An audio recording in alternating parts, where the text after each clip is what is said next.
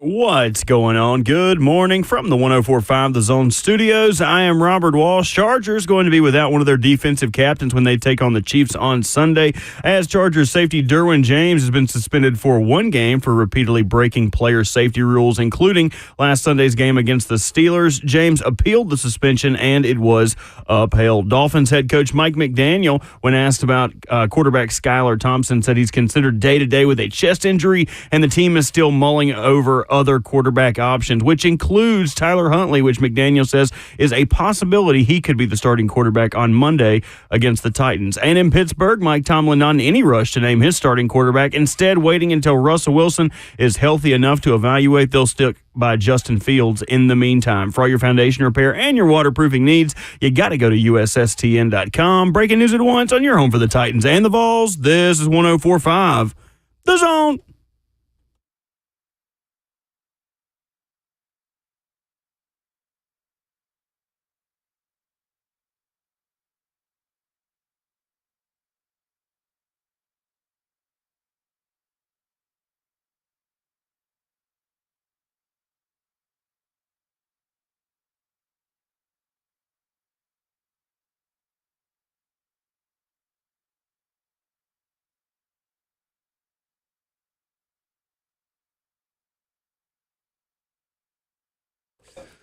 RKW, Ramon, Kayla, and Will starts right now on this Wednesday morning. Welcome to the middle of your week. Ramon Foster, Kayla Anderson, Robert Walsh, Will Bowling.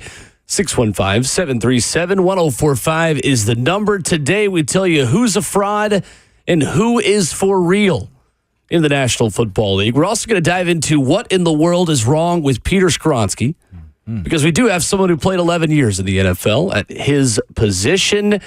Steve Palozzolo at 8:20, Rhett, Bryan at 9, Inky Johnson at the end of the program. We are loaded. We only have 4 hours to talk about all of that with you this morning. We stream live at 104.5 The Zone TV, Facebook Live, YouTube, Twitter, or Twitch. Wednesday, September the 25th. How are we doing? Good morning. Solid, man. Good morning, everybody. What's up? What's my up? first sips of the coffee, man. It's hump day. I think today's the first day to actually get cool outside. I'm ready to go, man. That's right. Yes. There we go. 100%, Got man. practice early, so we can knock that out. Is it really? Yeah, I wonder got it why right the after the show. So schedule change. Oh, it's okay. Monday Night Football. Monday Night Football. Yeah, Give so them the a little schedule extra changes time. just a little bit this week for the guys. Hopefully, kind of turned the page today. We'll see. We gonna see. Definitely gonna see that. Monday Night Football always was a big event. Like I remember watching as a kid. I remember the first time ever playing in it as just the significance of like, wow, this is what everybody's watching tonight. And it still holds true because the NFL dominates the TVs. Well, now streaming also. It's just, it means, to me, it meant a lot more. And some folks are downplayed as if it was a normal game. No, not a normal game. Do you guys combined audience of 19 million watching the doubleheader the other night. Yeah, I was going to say, do you guys like the doubleheader thing? I tend to think it's a little annoying just because I can't watch one game and actually see what's happening. I have to go back and forth. I don't mind the fact that they're both on. I mind the amount of cut-ins they do to the other one because everyone has multiple screens now. If you're not a 2 TV person, you either have a laptop or an iPad or a phone if you really want to watch both. So then I'll pull it up on my laptop, the other game, but then it keeps showing, here's a live cut-in. Like, yeah, I know, I'm watching it on my laptop. And then the cut-in will be ahead. It's like, well, dang it. Now I guess I'll close my laptop. Very first world problem for me. It's very much so. Speaking of that, too, this past weekend, with streaming, it can get, a tick slower depending on the TV and stuff like that. Honestly, the networks is what I figured out, too. I think the game this past weekend was, the Vols game was ABC, ESPN, or something like that, but it's split between 2 channels. And there's also the 4K option. So me and Savage are sitting on the back porch, Ron Slay that is, watching the game. My wife's inside watching it, but we got, the French doors so you can see through the windows or whatever. Yep. And I'm just thinking to myself, like, she's ahead. And I was like, let me go to a different channel and flip back and see if my stream get ahead of hers. Because selfishly, It's a race at that point. See, Yeah, I get it. Everything's a race. And I think she was on the 4K view where also it doesn't break to commercial. It just shows like all 29 view of the stadium. Oh. And I was just like, oh, wow, you can see people inside the stadium partying. But I had to get They weren't partying in Norman unless they're wearing orange on Saturday. You see some of the reactions from their fans, though? I haven't seen.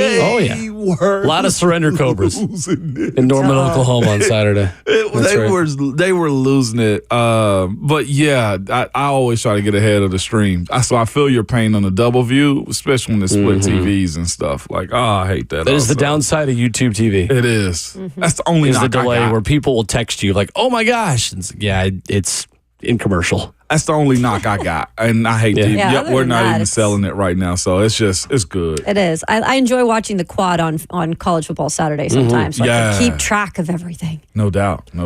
Well, speaking of college football, Heather Dinich, ESPN, says that while Tennessee right now, according to College Football Playoff Committee criteria, would be the number 3 team in the country because seeds 1 through 4 are reserved for conference champs. Tennessee, the number 6 seed in her projected college football playoff bracket yesterday. The noise would be biblical in Knoxville, Tennessee, if this matchup happens. 6-11 Tennessee, Missouri. Oh Lord. In the college football playoff first round, winner gets Miami. Okay. I would love both of those matchups for Tennessee. Yeah. That'd be fun. No, 100%. I was saying 3HL yesterday. Well, Savage and Mayer speaking about Miami's D lines. Like they got a good one too, but Very ours good. is deeper as far as that. And I don't think people understand how much like offense sells tickets. That's the old cliche and saying, right? But having a stout defense, honestly, that's where Alabama got the Vols last year in Tuscaloosa. I They think were Tennessee's good. is the deepest in the country. Yeah. But the defense though is where you make your hay at though. Especially that time of year. Oh my gosh, where you're sore and achy and everything else. Yes. So, so Missouri and Knoxville, and then you get Miami wherever, a destination at that point, right? One campus week. So the on-campus games would be Boise State at Georgia in the 12-5, How you think Bama that? at Oregon, and Penn State at Ole Miss. Boise, Georgia. And then the top 4 would be Texas, Ohio State, Miami, Utah in this scenario. The G5 bubble, the top 5 G5 teams, Boise State, UNLV, JMU. I swear if that happens, pray for me. Fresno State and Liberty. Peyton has this idea that would be so fun for our teams to play each other in a game of significance. No, would not be fun at all for me. No. Not even a little bit. I'm pretty sure UNLV's quarterback just quit. Stop. You can't Well, that just doesn't say help. that out loud like that. Why you What? find that? No, he forcibly redshirted himself. Yeah, Yeah. that was last night. This is a thing now. Y'all. Uh-huh. I heard it be brought up. Harrison Bailey's still around. I'm serious. No, I know, right? their He's got to be quarterback. somewhere in that. Oh man, what a tease he is. Jeez, Matthew man. Sluka. Sluka. A slow Lucas is what he is, man. Saluka. Salukas. And he says thank you. He did a whole like thing too on his ex Twitter and just wrote a whole thing about it. Yeah, you know. He said, I have decided to utilize my red shirt, will not be playing in any additional games. I committed to UNLV based on certain representations that were made to me, which were not upheld after I enrolled. my boy about Said, to go get a bag. despite discussions, it became clear these commitments would not be fulfilled in my future. I wish my teammates the best of luck and hope for the continued success of the program. Dang. Matthew Sluka, you're not that guy. He Surrender says salute Cobra. out. I thought that only happened in Florida. Yeah, me No. too. I mean, it's not like UNLV is like this some power program over there, but still, like you go 4 games in and then you peace out on your team. They have some good wins this year. Don't They they have have. wins over Yeah. Kansas and Houston? They've just had such a poverty team, and I'm serious in the past just years. And so, yeah, out of any year, you got this going, and this happens. He really. I mean, I don't know. boy got to get paid. There you go. Man Matters. got to get paid, man. So I can imagine what his number's about to be like now. He took them to 4-0, and now he's about to hit the portal and go get a bag. He gonna be in Oregon. This Watch. is He this gonna is mess around and funny. be in Oregon somewhere. This is Commenter on funny, so. YouTube correctly says Harrison Bailey is at Louisville now. Yeah, I know. I just meant that that's the one UNLV player I could name you over the last decade. Yeah, take a joke now. Honestly. But seriously, that kid copped out. I honestly ain't mad at if they lied to him and not paying him, and you got the power to actually bow out. Yeah. It sucks for them and his teammates, but I mean, he signed the contract they're not upholding. Maybe. We don't know. Maybe. They're the running rebels, obviously running away from his NIL deal, and he's away running. from that bag is what they're doing right now. That's fascinating. I missed that yesterday. Yeah. But the group of five, if it's Boise, Georgia, do you see? Is that the Georgia gonna play nice against No. them? Or is like the group Why of would five? they play Absolutely nice in a not. playoff Because game? I mean, that's the most unlikeliest matchup I've ever heard of in my life: Georgia versus Boise State. We'll see. And in that scenario, teams like Notre Dame, USC, Yeah, left out in the cold for That's Boise wild. State. sucks. I think people are going to get really tired of the G5 team just making it as the last seed. Well, everybody wants some Unless they can participation prove trophy. they can beat the other ones, We'll which see. is going to be difficult. Speaking of JMU, this past weekend absolutely rolled. Yeah, North Mac Carolina. Brown's going to be on the game day set sooner rather than later. He almost quit. retired. Yeah, he did actually quit. I heard Chris Lowe talking I did about too. it. He quit and then said he's super emotional. And he said he got a call from an insider. Was like, you might want to check on Mac Brown. And said later that night he called him like, yeah, it happened, but I'm unemotional now, so I'm back. That was a great story by Chris Lowe, by the way. I was Apparently, like, that's interesting. he was trying Yeah. to motivate his team. He's done this before, basically Oh, really? being like, if you guys don't fix this, I will quit. I will go home, pack my golf bag, and you guys will never see me again. Knock He out. must not know these youngins these days. I They know, don't- right? they Michael don't Scott care. consistently telling his mom that he's engaged. And it's like, no, you're Yeah. not. Mom, why do you never believe me when I tell you you're engaged? Well, are you? No. I also want to bring up the Crying fact, wolf. since I'm 2-1 my Thursday three, somebody also you picked had to North bring that- Carolina look at against that. JMU, and somebody warned them, don't pick them. You didn't warn nobody. I wasn't in here to warn. So I did say I was really tempted to go JMU in that matchup because Yeah. Mac Brown is so bad as a favorite of double digits. But you're Well, not here. I still went 2-1, You so still y'all wanna can go. sit on it. you still Yeah, went to Bert's 2 games up on the rest of us. I don't Yeah, know sorry if you about should that, be. Moan. You were trying to talking punch out trash. your weight class I there, was homie. trying to punch down, and now he look felt at good. me He on my went back. 2-1. Hey, look. That's right. You did I good, can't- Ramon. We don't I need to be did telling help you you like I can't that. help because you you're poor betters. finally tied with us outside of week 1. I moved you up to second in the standings because this is the only time you're ever going to be close to first. So I went ahead and I copy and pasted you up to the top last I night. ain't Enjoy mad it. at it. Y'all know I was trash You're at seeing this the last light. year. Yes, I'm talking my stuff. I'm like those young guys in North Carolina's locker room. You think I care about y'all quitting and trashing You're me? like No. the guy taking off his helmet mid pick 6 as the defender is sprinting towards the end zone. Could have said I'm Will It's Levis the on best his clip of the weekend. Cobra Kai right there, man. Too soon. What? We can talk about it now. Too soon, Ramon. Come on. Too soon. Yeah. 615-737-1045 is our number. Who is a fraud and who is for real in the NFL? We'll tell you next.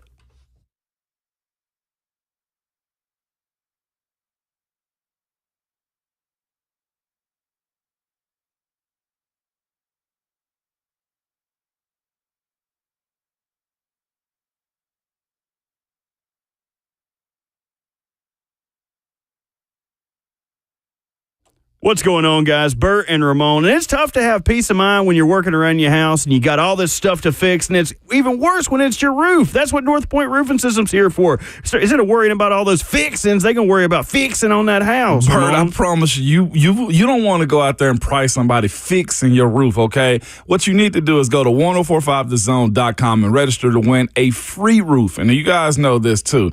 If you've had that priced, you know it can be up there. So if you or someone else you know need a new roof, simply, as I told you again, visit 1045 The Zone and see if they can get on top and start fixing your roof. Get you a roof.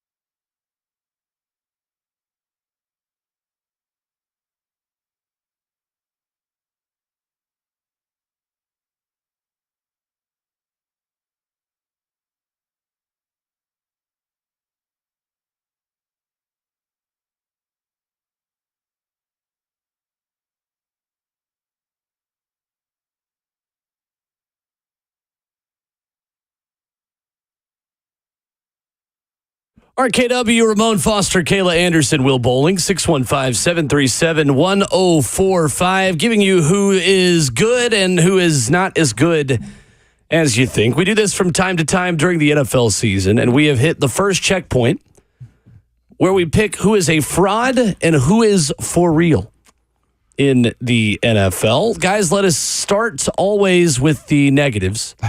Who is the biggest fraud of the NFL today? Yes. I'll lead off. I'll play lead off on this I'm thing, interested man. to see what you're saying here. I got Jacksonville.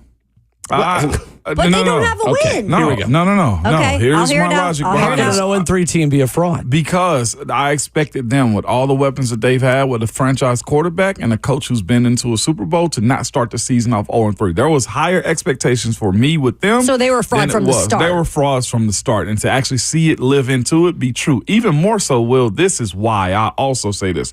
All three of their losses are to AFC teams. They're already behind the eighth ball right now. And here's the thing. It's bad battling out of that 0-3 AFC hole right there. They ain't even faced their division as much as they're going to also, too. Here's the other thing.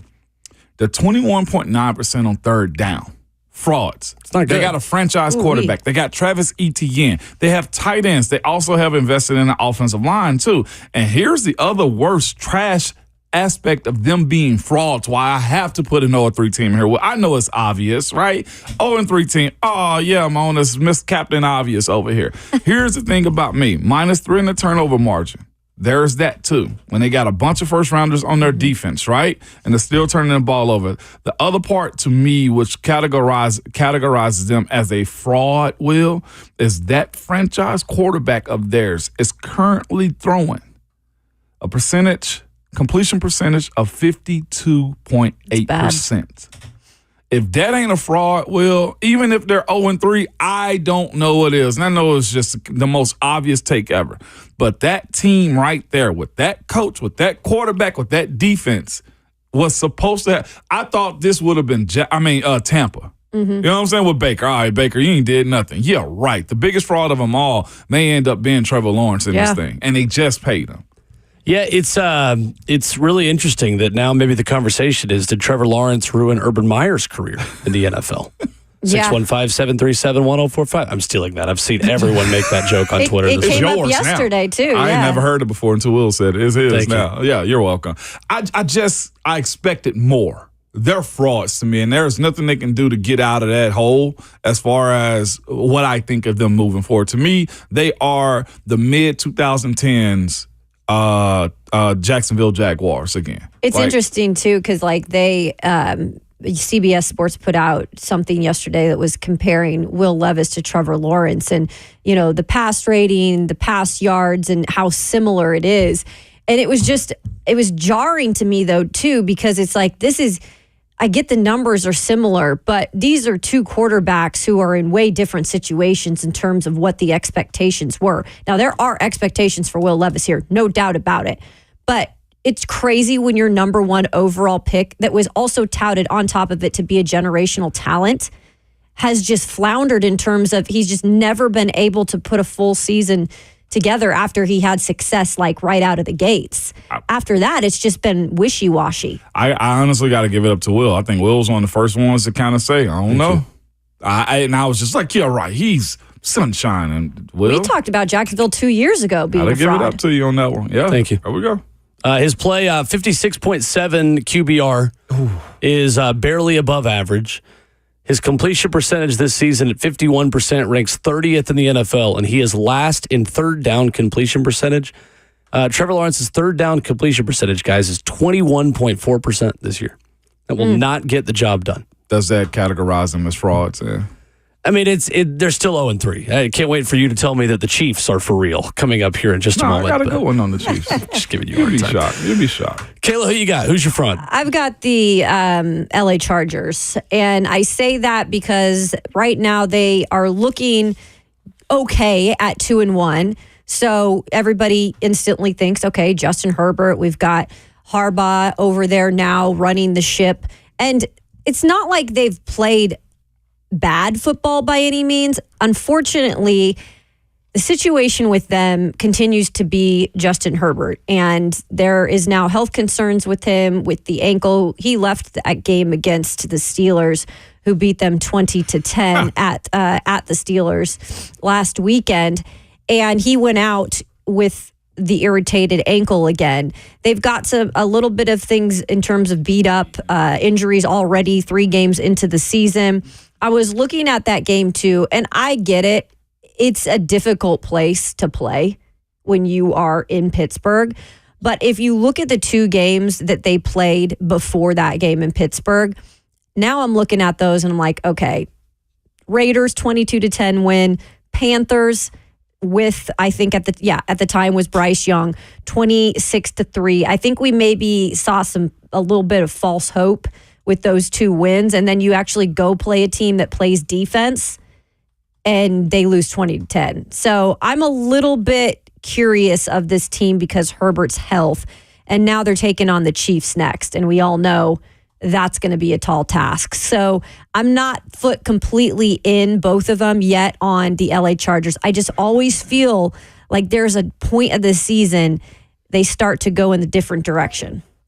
It does feel like offensively they're trying to figure out their groove, right? With new offensive coordinator Greg Roman. They are 7th in the league right now in rushing and 31st in passing, which when you think about Justin Herbert, and maybe that's a product of their weapons in the offseason. Everybody was making a big hubbubaloo about the wide receivers are no longer here. But it feels like they're trying to figure out what they're doing on offense, aside from running the ball pretty well. I think, and that's a great example of that, Bert, is in that game against Pittsburgh. I mean, they had 168 total yards. Want to hear what's crazier? Offense. They had -5 the second half. Yeah. An NFL team had -5 yards in the They're second averaging half. 133 yards passing per game. Honestly, I feel like Taylor Heineke can do that. Yeah. He can throw for 133 a game. I mean, they are literally 3 yard to cloud of dust, 1970s football is what they are doing. Turf pellets and a cloud of dust. And they couldn't get a 3rd down in that game, and they were 3 for 11. I mean, it's just the numbers right now early on don't look great in terms of having a quarterback like Justin Herbert. We always rely on that with the Chargers, but I don't know if that ever amounts to anything. One thing I think we know about them is, though, that J.K. Dobbins is good again. Oh, he's good. Yeah, absolutely. Now that he's healthy. That's been, let's just hope he stays healthy. 42 carries for 310. Go to Western PA. Yeah. Tout him out there like that. Bert, who you got? I think I'm going to have to throw Nick Sirianni and the Philadelphia Eagles in the fraud category. That is mine as well. Well, I won't take your stats. No, you're good. But here's why I'm not a big fan of them. 3 close games. They were the winner of 2 of those close games. The first game against the Packers in Brazil. The offense looked horrible the first half. A lot of turnovers from Jalen Hurts. And that's kind of been the story of them through the first 3 games, is the turnovers, the offense not staying clicking, the close loss to the Falcons, and a game that, honestly, they should have lost to the Saints.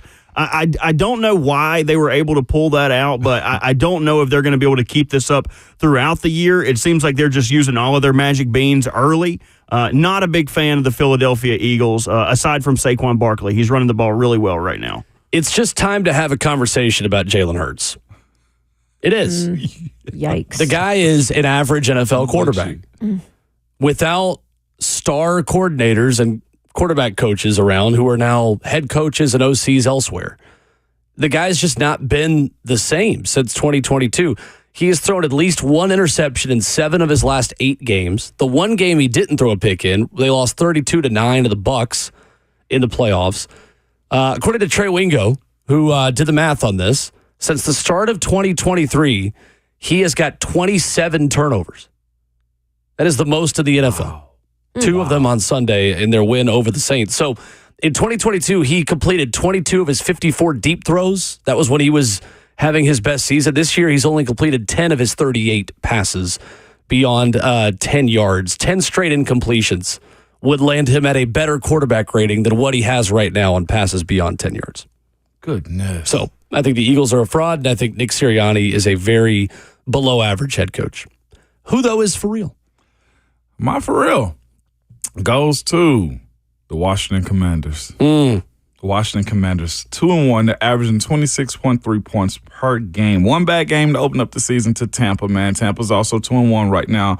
Also, they end up losing 37-20, who also just lost to the Broncos 26-7. So what was week one to the Tampa Bay Buccaneers? They are 45.2% on third down. And let's get to the quarterback. Jaylen Daniels is doing exactly what you need him to do. Take care of the ball. Don't mess nothing up. Here's what's crazy about what he's got going on is his efficiency with Cliff Kingsbury. Cliff Kingsbury, as their play caller, may be better off as a lieutenant than he is as a general. Some guys just aren't meant to be head coaches in my mind sometimes, okay?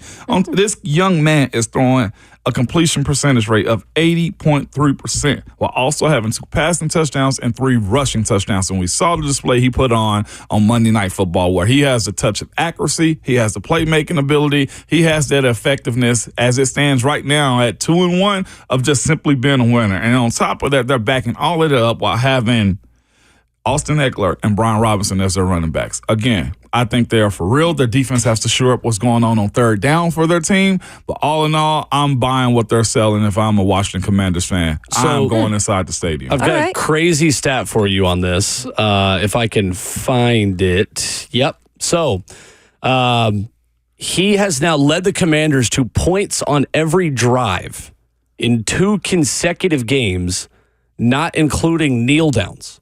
Wow. So in consecutive games. So his 2 games with such a feat equals the amount of times that Patrick Mahomes, Drew Brees, Peyton Manning, and Tom Brady have done that in their careers. Yeah. It's impressive. Young man is coming along, huh? He Good took for that him. punter's number and his job.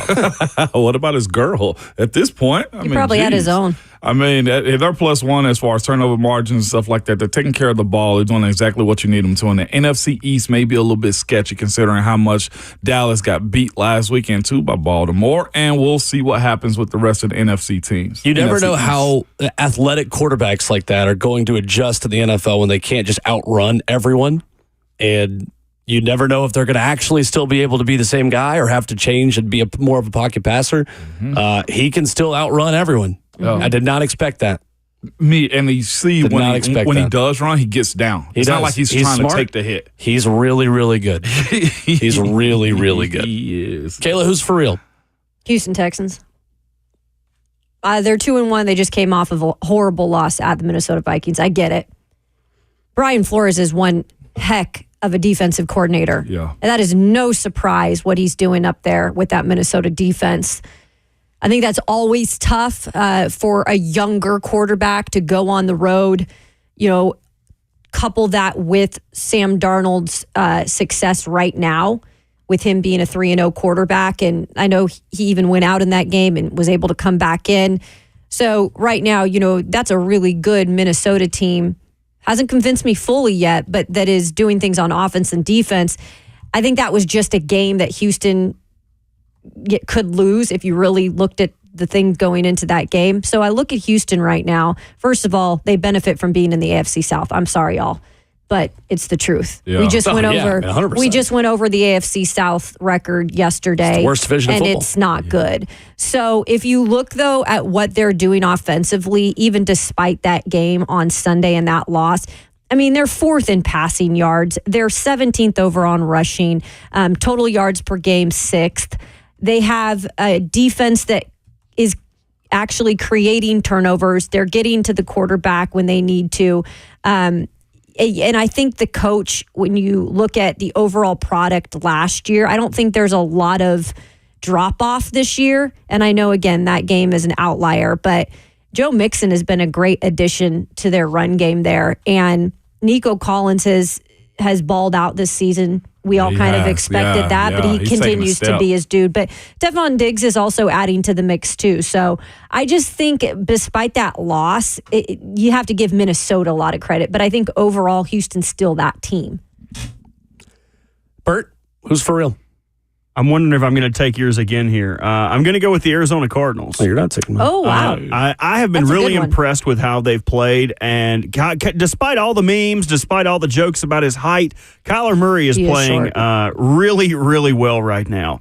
The defense, not as good as I thought they were going to be, but the offense is really humming. I like the Arizona Cardinals. The only thing that I think could keep them from being a fully for real team is they are in a very tough division. Despite the Rams and the 49ers being down, the last 6 games of their season, they close out with San Francisco, the Rams, Carolina, New England thrown in there with Seattle and Minnesota. So a tough schedule to close the season, but injuries happen. Stuff happens. Crazy games happen. They almost beat the Bills week 1 if they were able to hold the lead.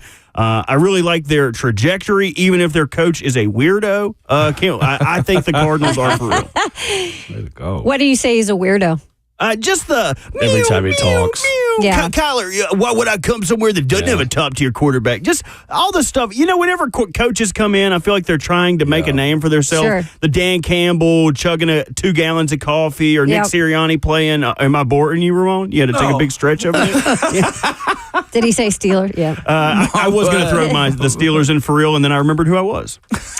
Stick with your identity there, Bert. What's wrong with you, Bert? Yeah, just wait till it's a double points weekend on Call of Duty. For when does the new Black Ops come out? Weeks.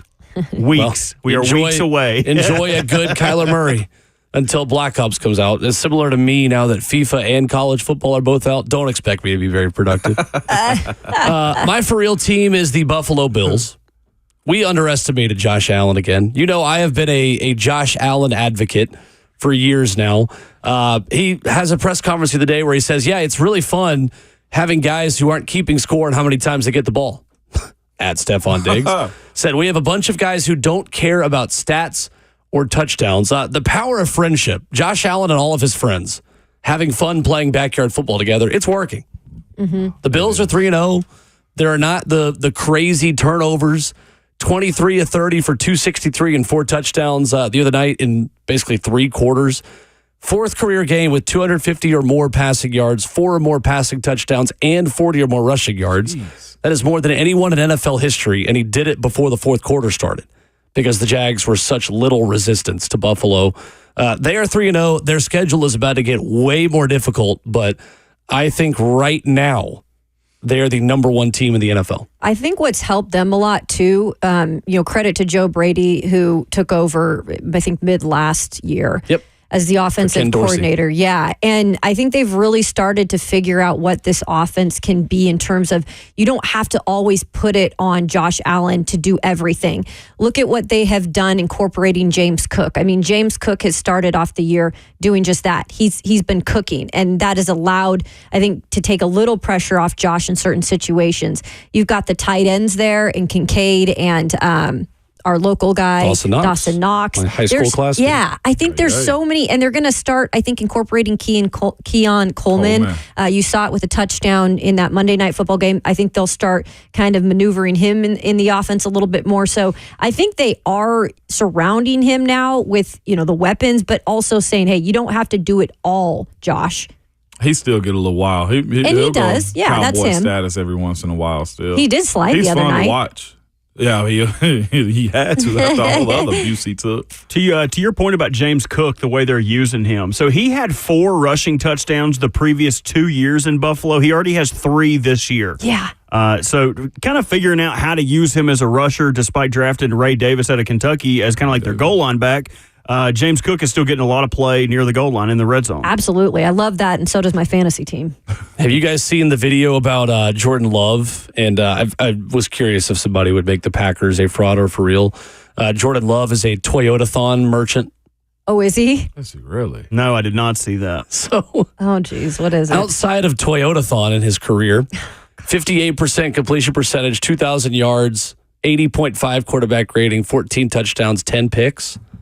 When he is in Toyota-thon, 70% completion percentage, 2,150 yards, 18 touchdowns, 1 pick, a 112 quarterback rating. Oh, goodness. Wow. I don't think Toyota-thon lasts all the way through the Super Bowl. So it's the new Kyler Murray Call of Duty. Packers fans are like the Buffalo Wild Wings commercial, like extend Toyota-thon, like make it a year-round event. Who's got the button? I'm also running across people that are asking, a couple of accounts that want Malik to stay as the starter. For another time, let me bring up a conversation about that. Those people have maybe watched 2 games of football in their lives. Interesting. It's out there. Coming up, did Nick Saban save College game day? Numbers suggest he might have. That's coming up next.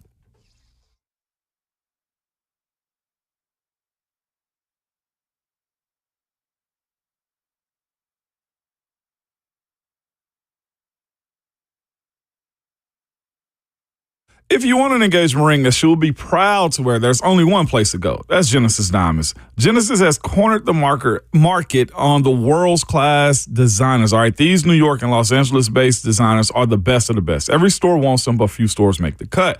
Genesis made the cut and has all the luxury brands, all the ones women are asking for. So don't settle. Get her the ring of her dreams. And don't think you'll pay more at Genesis either. Genesis has a complete ready-to-wear designer rings as low as $1,900. And of course, no jeweler can beat the price of Genesis diamonds. Whether you want natural diamonds or lab-grown diamonds, Genesis has the guaranteed best prices and the highest quality. And only Genesis give you a 120% diamond upgrade guarantee plus free service for life. And all this with no commission salespeople. So there's no pressure ever to buy. Nobody delivers for you like Genesis does when it comes to quality, value, selection, warranties, or customer care. Get the real deal you deserve on your diamond at Genesis Diamonds. And now with the expanded selection of luxury pre-owned Rolex watches, all the hard-to-find models, too. So check them out. Head to Genesis Diamonds. They're located in Green Hills and Cool Springs.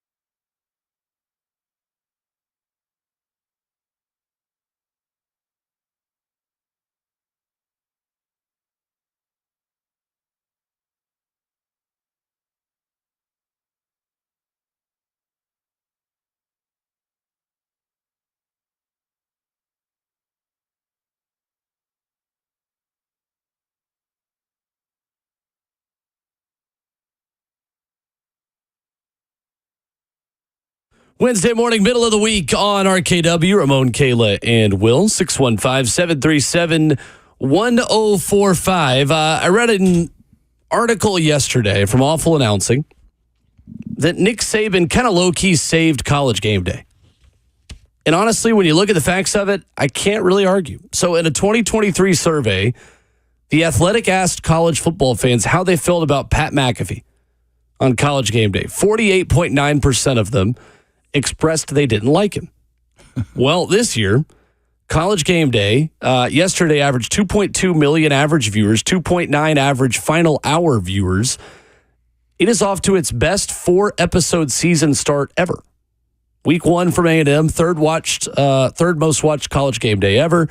The week before in Dublin, its most watched Week 0 episode ever. Does Nick Saban and how good he is on television encourage you to watch College Game Day more?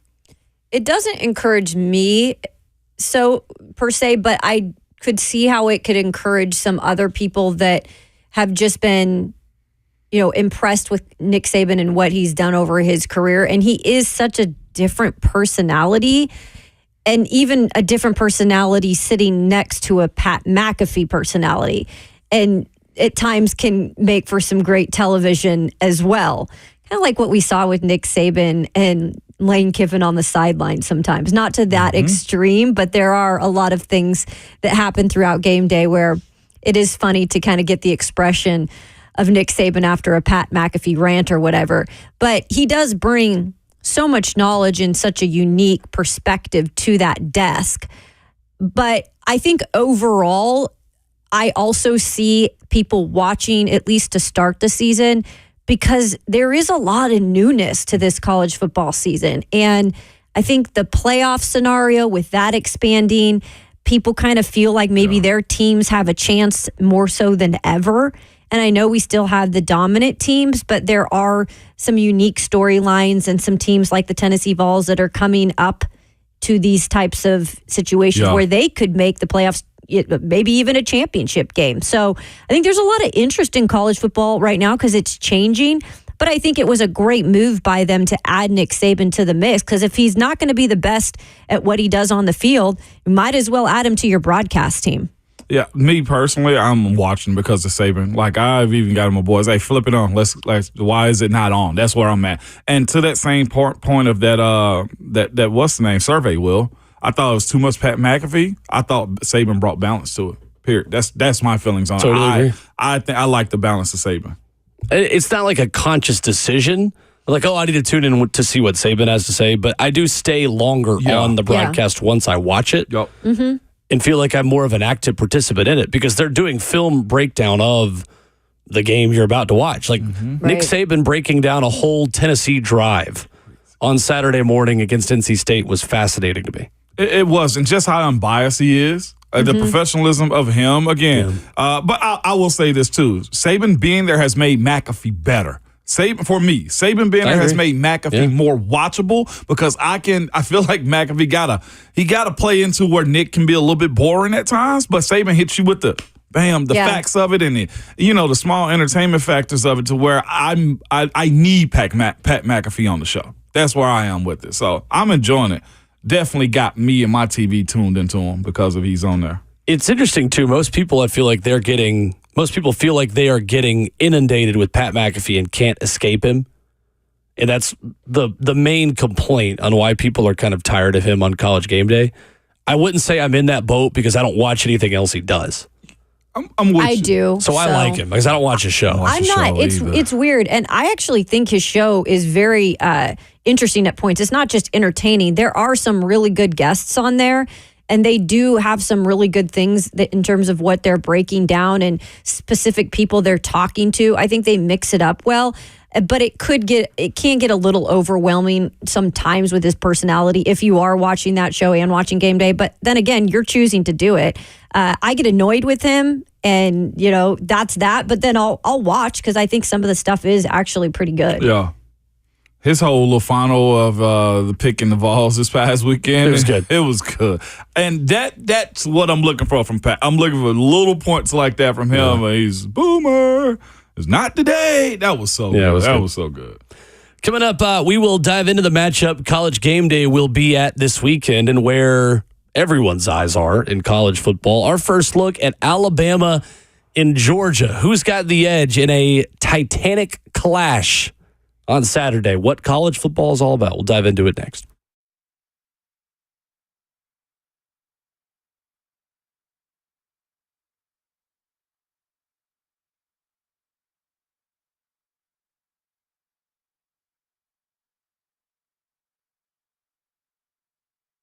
What's going on, guys? Bert and Ramon. And it's tough to have peace of mind when you're working around your house and you got all this stuff to fix, and it's even worse when it's your roof. That's what North Point Roofing System's here for. Instead of worrying about all those fixings, they can worry about fixing on that house. Bert, Ramon. I promise you don't want to go out there and price somebody fixing your roof, okay? What you need to do is go to 1045thezone.com and register to win a free roof. And you guys know this too. If you've had that priced, it can be up there. So if you or someone else need a new roof, simply, as I told you again, visit 1045 The Zone and see if they can get on top and start fixing your roof. Get you a roof.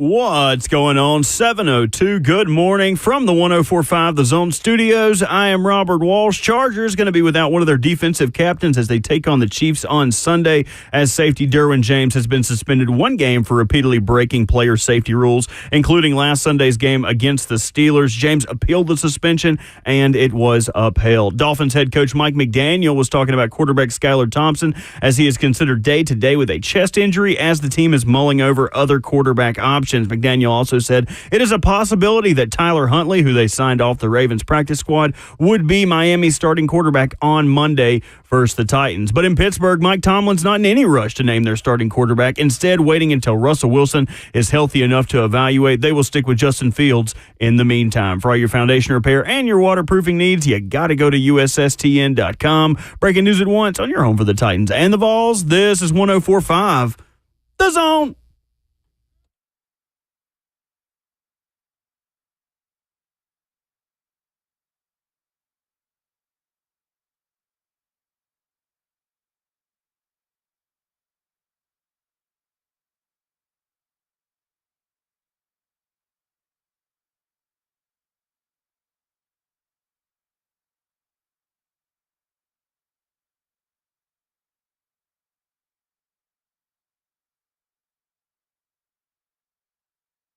RKW rolls into hour number 2 on this crisp Wednesday morning in Music City, USA. Ramon Foster, Kayla Anderson, Will Bolding, Robert Walsh is our producer. Coming up in 15 minutes, what in the world is wrong with Peter Skoronski? Ramon's going to tell us. We'll give you some numbers that are not exactly positive on some company that Peter Skoronski is keeping. The bad kind of company.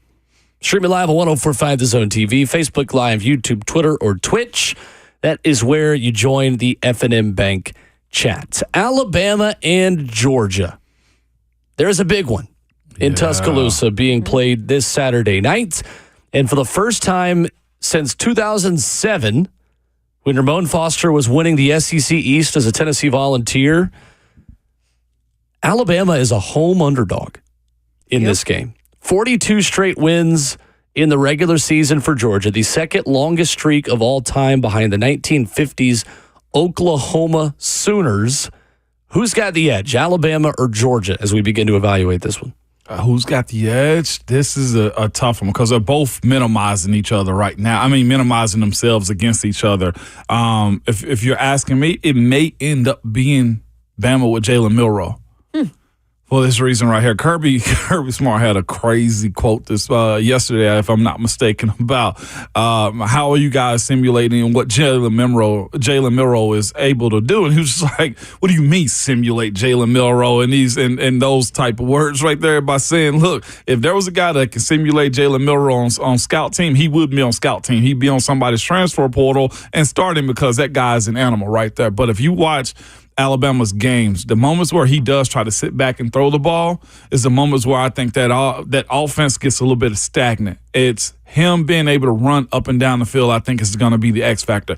Can Georgia, who's trying to get back this week, Michael Williams and also Warren Brinson for the Georgia D-line, actually get to him? And that, to me, I think is the X factor. We saw him in Tuscaloosa last year. When he gets to moving side to side, and he's so quick with it, and Kirby Smart acknowledged that also with the idea that, look, you can try to box him in all you want to. He can still throw bombs down the field, too. That's where they also get you. He throws that Joe Flacco moon ball up in the air, and they got good enough wide receivers to get the job done. That, to me, is where the edge comes, even though Alabama's an underdog in this game. I love what Georgia's bringing. I love the run game with Trevor Etienne. They check every box. For the dudes that have been out, Michael Williams and also Warren Brinson, I still look at them and say, I know Georgia's got a good D, but containing a dude who is as big as a linebacker is hard for almost any team. He also can sling it. Yeah, Jaylen Milroe actually holds the fourth best passer rating in the nation right now at 213.4.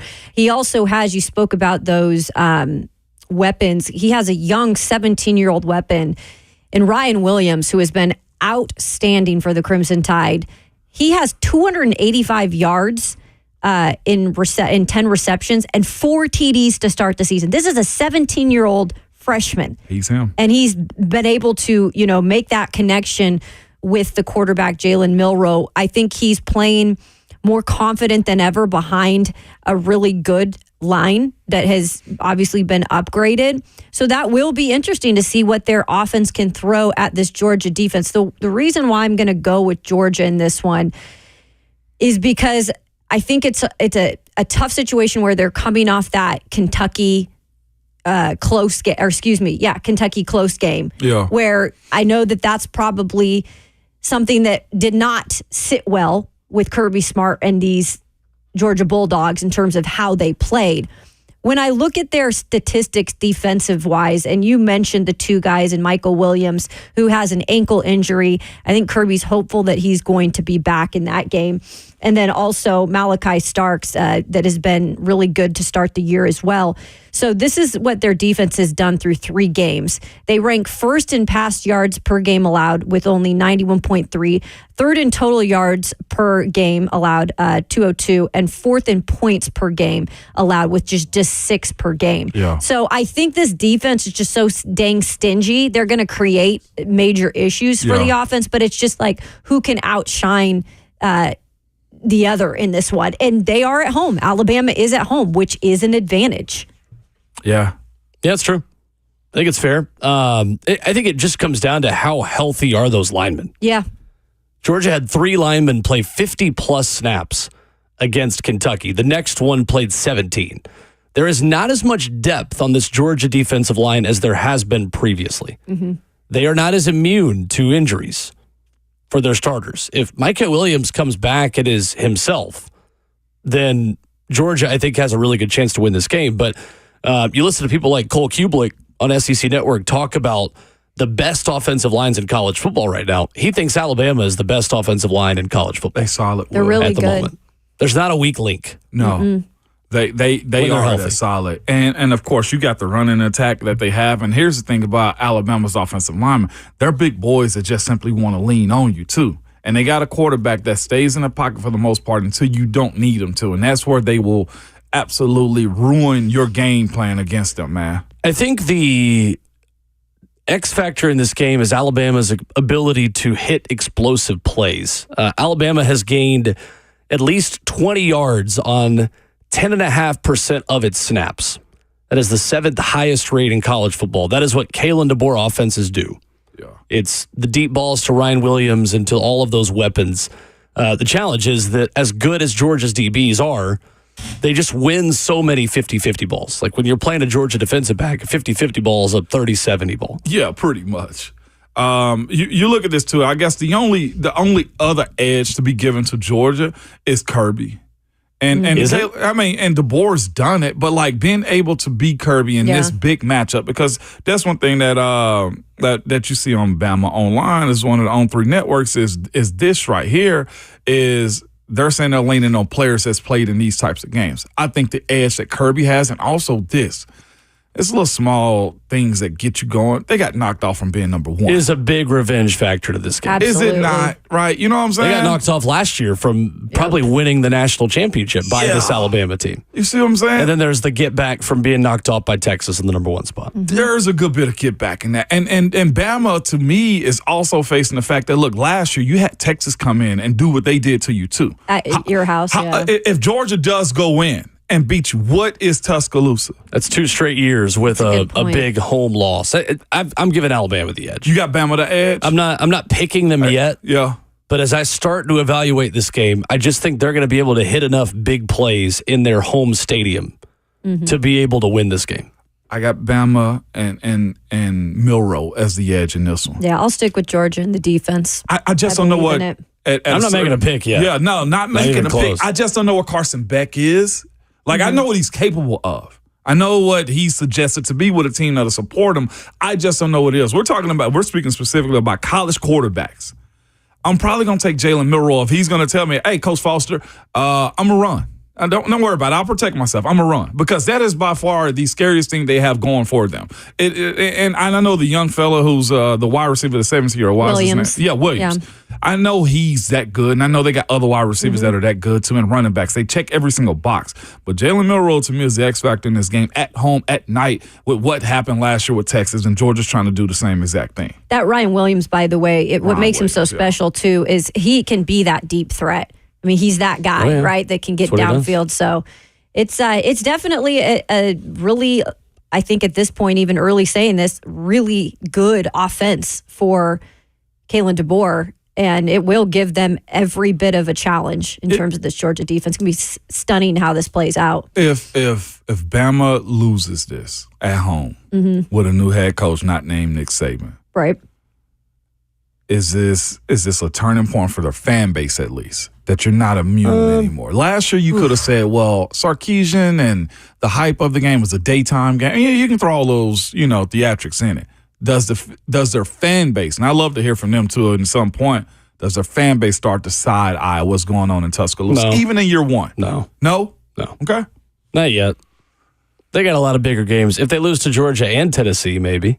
Oh, yeah. I think if that's the case, they'll be bringing up But- Kalen DeBoer's name. Not I like mean- to fire him, but, Yeah. And you could find any, crazy Alabama fan who's already side-eyeing things. Like if you really looked hard enough, you could always find a skeptical college football fan that's overly sensitive and worried. But They got sustainability. I don't think there are alarm bells going off. I mean, Okay. as well as he is recruiting right now, that's the number one class in the country Easy. going forward into next year. Just get ready if you don't want to enjoy this game. Just take a shot every time you hear them mention how old Ryan Williams is on this broadcast on Saturday night.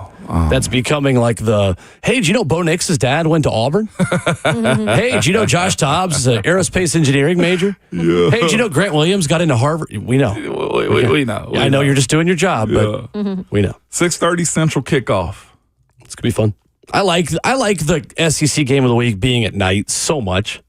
Oh, yeah. If you're going to take advantage of an SEC environment, do it at night. Yeah. Put that on prime time. October 19th, you'll have Tennessee, Alabama, and Georgia, Texas on the same Ooh-wee. day. So I saw someone say I wouldn't even go to my own wedding that day. No. Probably not. You got to push it Postpone back. it. Like, we'll do it on Sunday. I much rather miss an if, NFL if you game. have a fall wedding on October 19th, you are not that guy or girl. Yeah, I much rather miss a NFL game That's than right. miss that October one. 12th is just as good. I think that's Ohio State, Oregon, Tennessee, Florida. Well, we expected that to be a marquee game. It's not anymore, but there's a lot of big ones on that day, too. Yeah. I love it. 615-737-1045. What is wrong with Peter Skoronski to start the season? I'm going to give you a stat you're not going to like, but Ramon is probably going to talk you off the ledge just a little bit. That's next.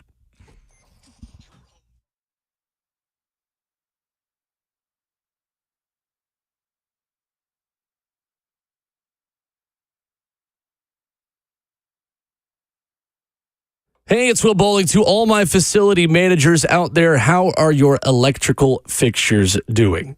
We all know you've got a list. It might be in a drawer somewhere. Maybe it's on the top of your desk as you start the workday this morning. Things that aren't working too well in your place of business. Maybe you just got a flickering light or two.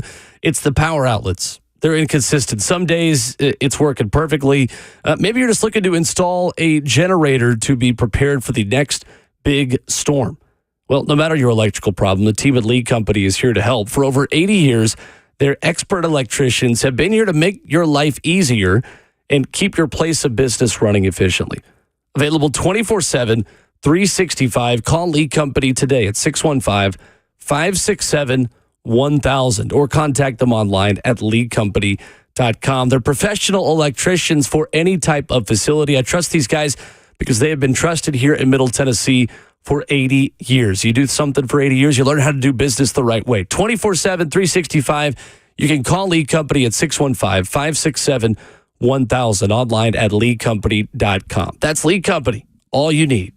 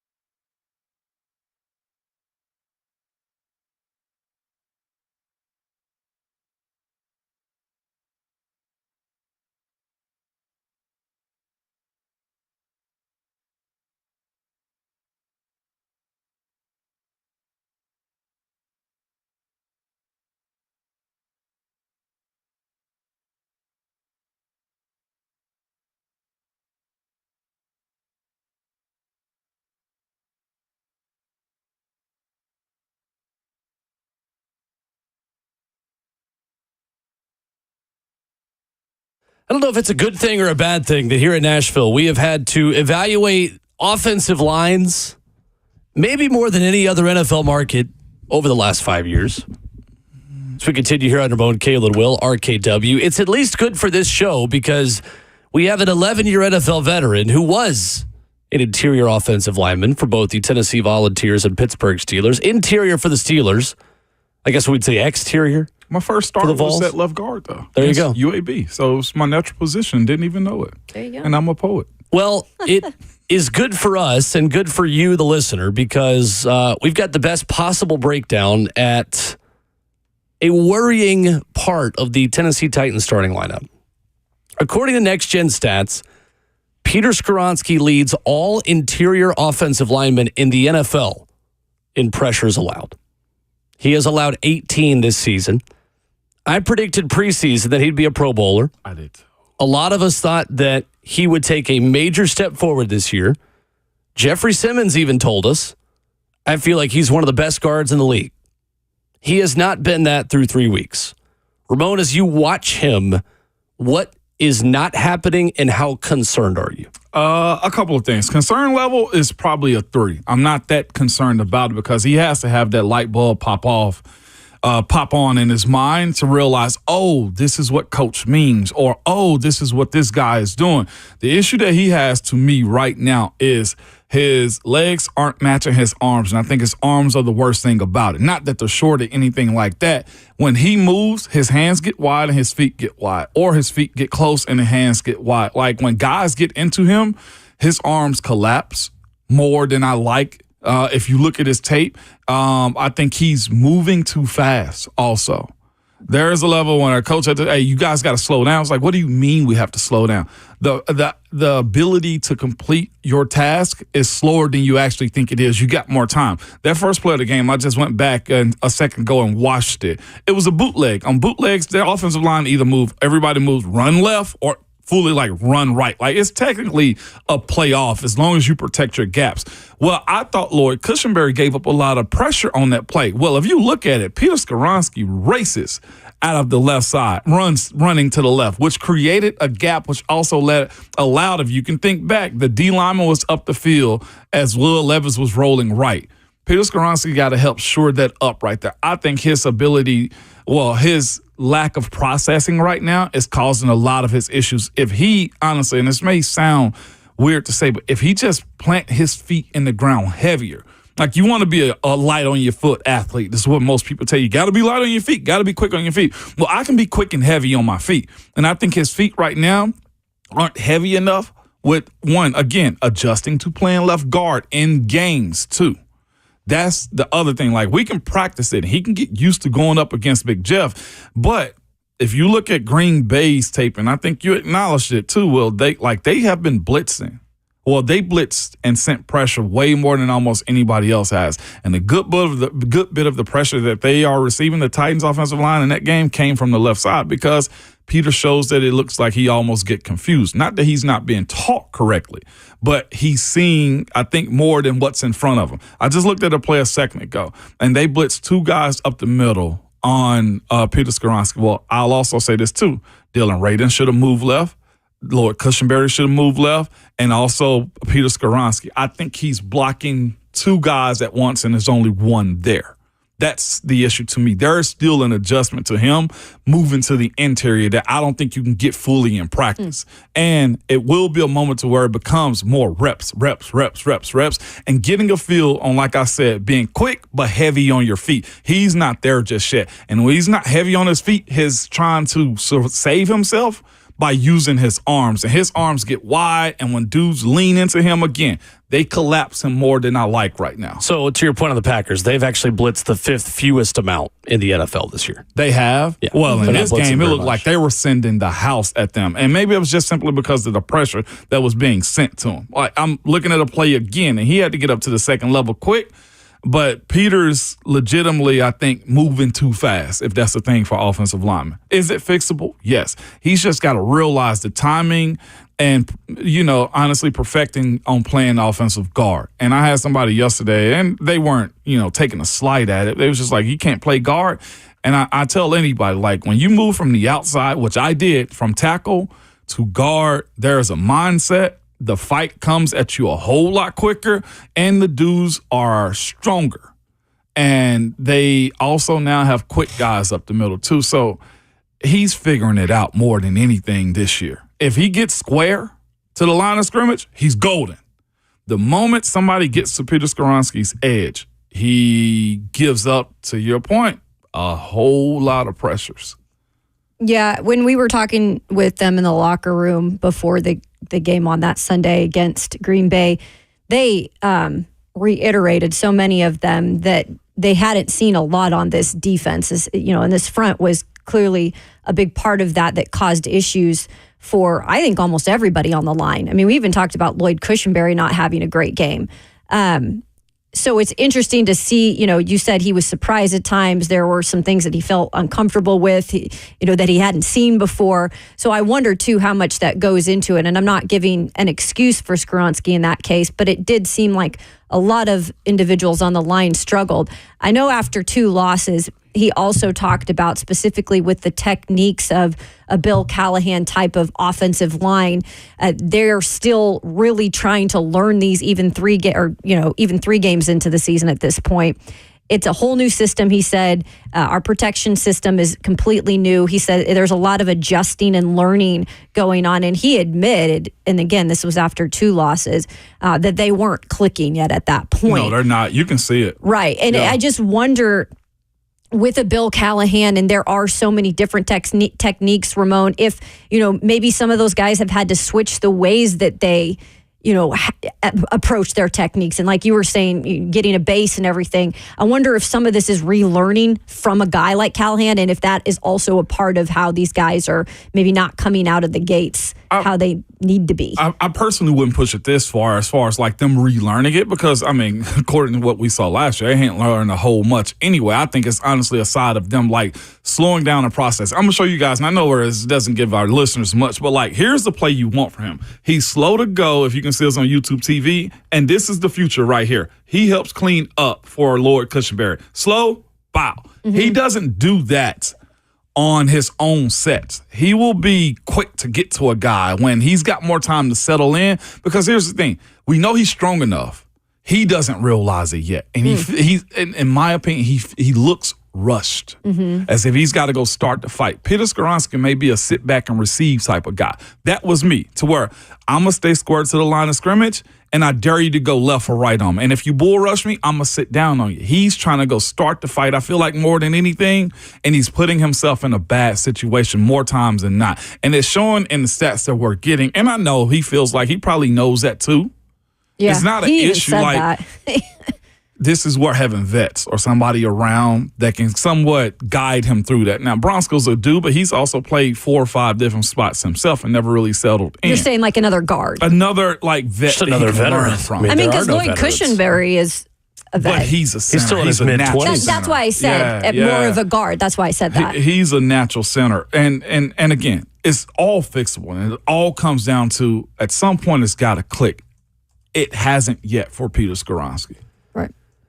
Because when you are drafted as high as he was drafted at a non-premium position, the standard of what Peter Skoronski is expected to be is very, very high. Yes. It is Quentin Nelson level. In Quentin Nelson's second season, in 2019, he allowed 0 sacks. Peter Skoronski already this year has allowed 2 sacks. That is one example. Then you look at 2019 Falcons first-round pick Chris Lindstrom, selected out of Boston College at number 14 overall. In his second season, Lindstrom gave up 4 sacks after not allowing any sacks and limited reps in year 1 and no sacks in year 3. And that is where, Ramon, you have been consistent that offensive linemen make a major jump, the biggest jump, from year 2 to year 3. So at this point, at what point does the chemistry and cohesion conversation no longer relevant for Peter Skoronski? At what point does he have to step up and just say, all right, you have no more excuses anymore. Figure it out. When does that? 4, I'll be honest with you. Year 4? Yeah. Ooh. See, that's too long for me. But see, For the number 11 overall pick. And see, that's the thing right there. That's where we have to also realize Detroit didn't jump out like this either. As far as what their D-line, what their offensive line is. Football is a very much a hurry up and wait type of sports as far as offensive line development. I'd even throw D-line in there too. What I will say is this. I do think you'll see a better version of Peter throughout the course of this year, but the elite player that we were, at least I'll speak for myself, that I was expecting going into year 2 is not there yet. And it may be because of the change. Can he get there this year?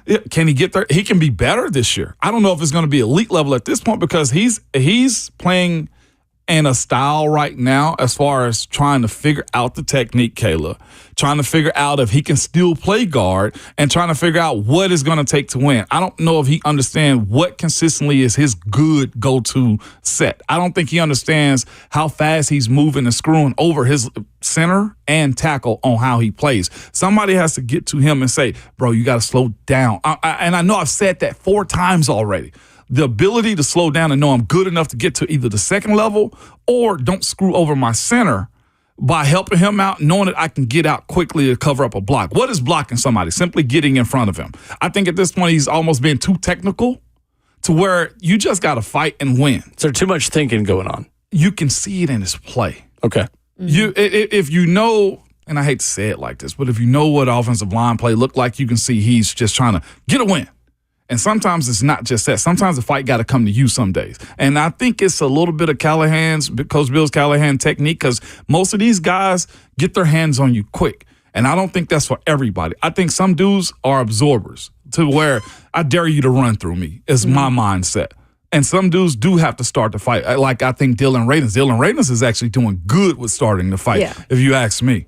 When it comes to also Peter Skoronski playing next to a rookie who's really been great the last 2 games after struggling maybe a little bit.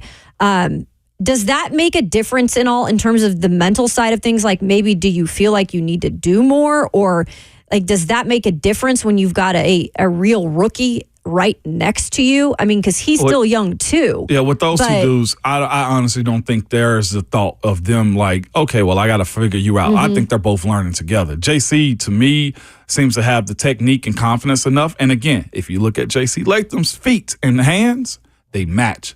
Peter's is not. JC's the best lineman they've had this year. Yeah. It's not even close. But look at his base. Yeah. When he blocks. Right. Look at his hands when he blocks. Peter hands, it bothers me in watching it a little bit because they're very collapsible. Now, it's sometimes where he double under and stops the bull rush and you see his strength. But more times than not, his hands does not match his feet. I think they are starting from scratch and teaching technique over there on the offensive line. I think Bill Callahan had very little to work with as a baseline level of technique that has been taught under the previous regime. Yeah. That's just that's the vibe I've gotten from that place is that they've really had to start from step 0. And they're trying to figure out if it's going to work. They're going from pre-algebra to physics. Yeah. And Bill Callahan. The other thing behind it is we just got to wait on it. You do. And that's the question is how long do you got to wait? Like how long does it's new season and they got to learn and work together. Like when does that excuse go by the wayside? I don't know if because I don't think that you can keep saying that the entire season. At some point, they got to just figure out how to work together. Otherwise, they're not going to get a chance to work together next year. I'll tell you this. That my rookie year, it was such a blur. It was such a blur. Okay, Sure. to you, and Skoronski's not a rookie though. I know, but let me get to for sure. finish. Like the 4 games I started in the season, I thought I knew it, and then I go through training camp, and I was like, okay, I'm good at this. And by the time I starting my second year, it didn't really slow down to me until more than halfway through the season. Your second season. My second season. Yeah. It did not slow down. I was like, oh, this is what they mean by slow down. The processing. Like you're still moving quick, but your mind slows down on what's next for you. So it took me 4 games of starting plus another 9-10 games before I understood what that meant. Did you have the same line coach back-to-back years? No, I didn't. Our Okay. offensive line coach got fired after year 1. So Did you have a lot of? similar Yeah, I was situation. gonna say, did you have a lot of change in some of the things that they were bringing in terms of technique? Yeah, you did. And Okay. this dude was more aggressive. The second guy was than the last guy as far as teaching technique and stuff like that. We became more of a backyard fight type of offensive line. Munch brought technique and refined us after that point right there. Yeah. So, 2/3 of the season. Okay. Just to be completely real. I think But that's here's totally the thing. fair. Here's the thing, right? If it's just like having a great bull, right, on a pasture. You got one that services everything as far as it goes. And when you got one that you know, that's the one that I can count on is offspring's gonna be amazing. You keep them forever. And I hate to say it in those terms, but once he becomes a big time starter, you will have him for 5-6 years. It's a matter of getting good offensive linemen to that point. And again, for the folks, we should have got Joe Alt. Joe Alt's also struggling too. Maybe not as much, but Joe is still struggling too. I don't think he's given up a sack yet. Yes, TJ worked him this past He just weekend. got banged up too. Yeah. No, he gave up a sack this past weekend. Well, you would know better than me. And not only that, he's getting, I'll speak for last weekend. I know TJ's a different animal, but he was getting his butt whipped bad as far as overall getting around him and exposing him. So there is that too. Every young offensive lineman have these woes.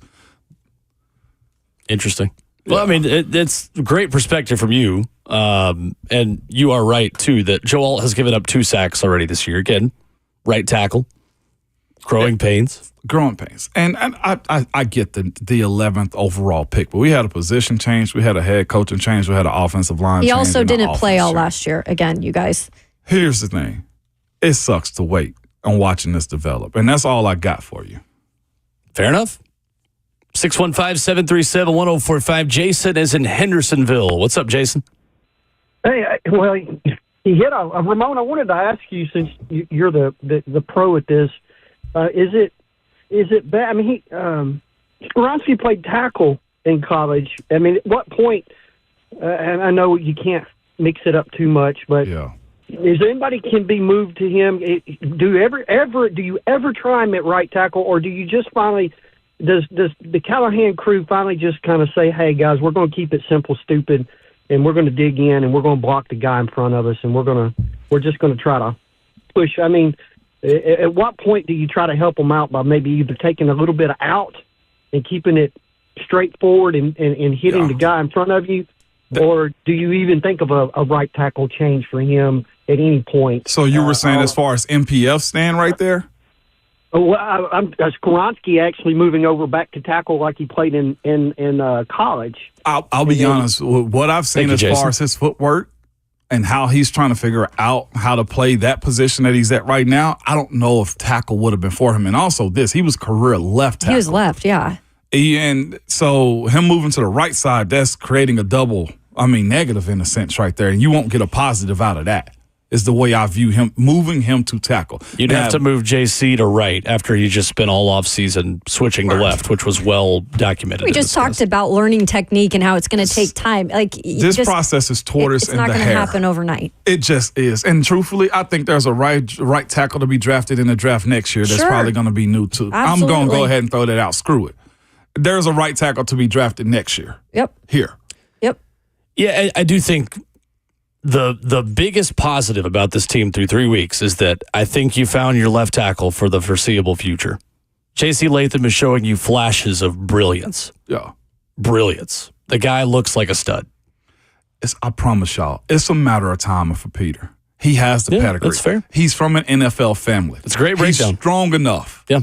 It's a matter of him just saying, dude, slow the freak down. Well, and I think a lot of the people that are the loudest in their criticism of him haven't, played the position. And again, you could criticize even if you haven't played the position, but it is why your expertise on this show is valuable to us in breaking it down, because it is like rocket science. I don't know what I'm looking at. The average person doesn't. That's kind of high. And he'll be given grace to redeem himself. The same way I was. My second year, Haloti Nada broke Ben's nose over me. And I was good enough to say, Mo, you're going to be all right. And the coaches continue to give me that chance. And I fought out of it. I don't think I had more than 3 sacks on the season after that. 615-737-1045. You can react to Ramon's breakdown of Peter Skoronski. on the phone lines with us if you would like to this morning. Also, ESPN projects Tennessee's chances in the rest of its games. There's one number here that surprises me a little bit. Got that for you coming up next.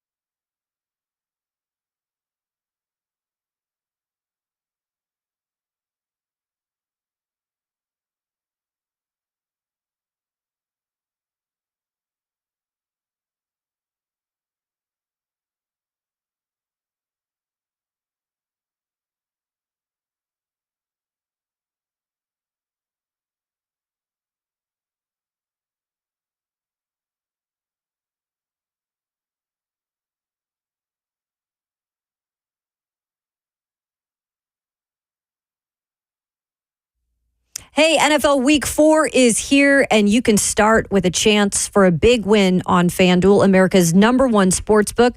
Maybe you're new to FanDuel, no problem. You'll get started with $200 in bonus bets, and that's going to be guaranteed. All you got to do is place your first $5 bet. So how about building a quick single game prop for Thursday night football with the Cowboys and Giants tomorrow? How about CeeDee Lamb taking the receiving yards for him, Dak Prescott over in passing yards, or Devin Singletary, take him in over rushing yards? All you got to do is visit FanDuel.com/Kayla to make every moment count this season. That's FanDuel.com/Kayla. FanDuel, the official sportsbook partner of the NFL, and must remember, got to be 21 years and older and present in Tennessee to bet. First online real money wager only. $5 first deposit required. Bonus issued as non-withdrawable bonus bets, which expire 7 days after receipt. Restrictions apply. See terms at sportsbook.fanduel.com. Gambling problem? Call Tennessee Red Line 1-800-889-9789.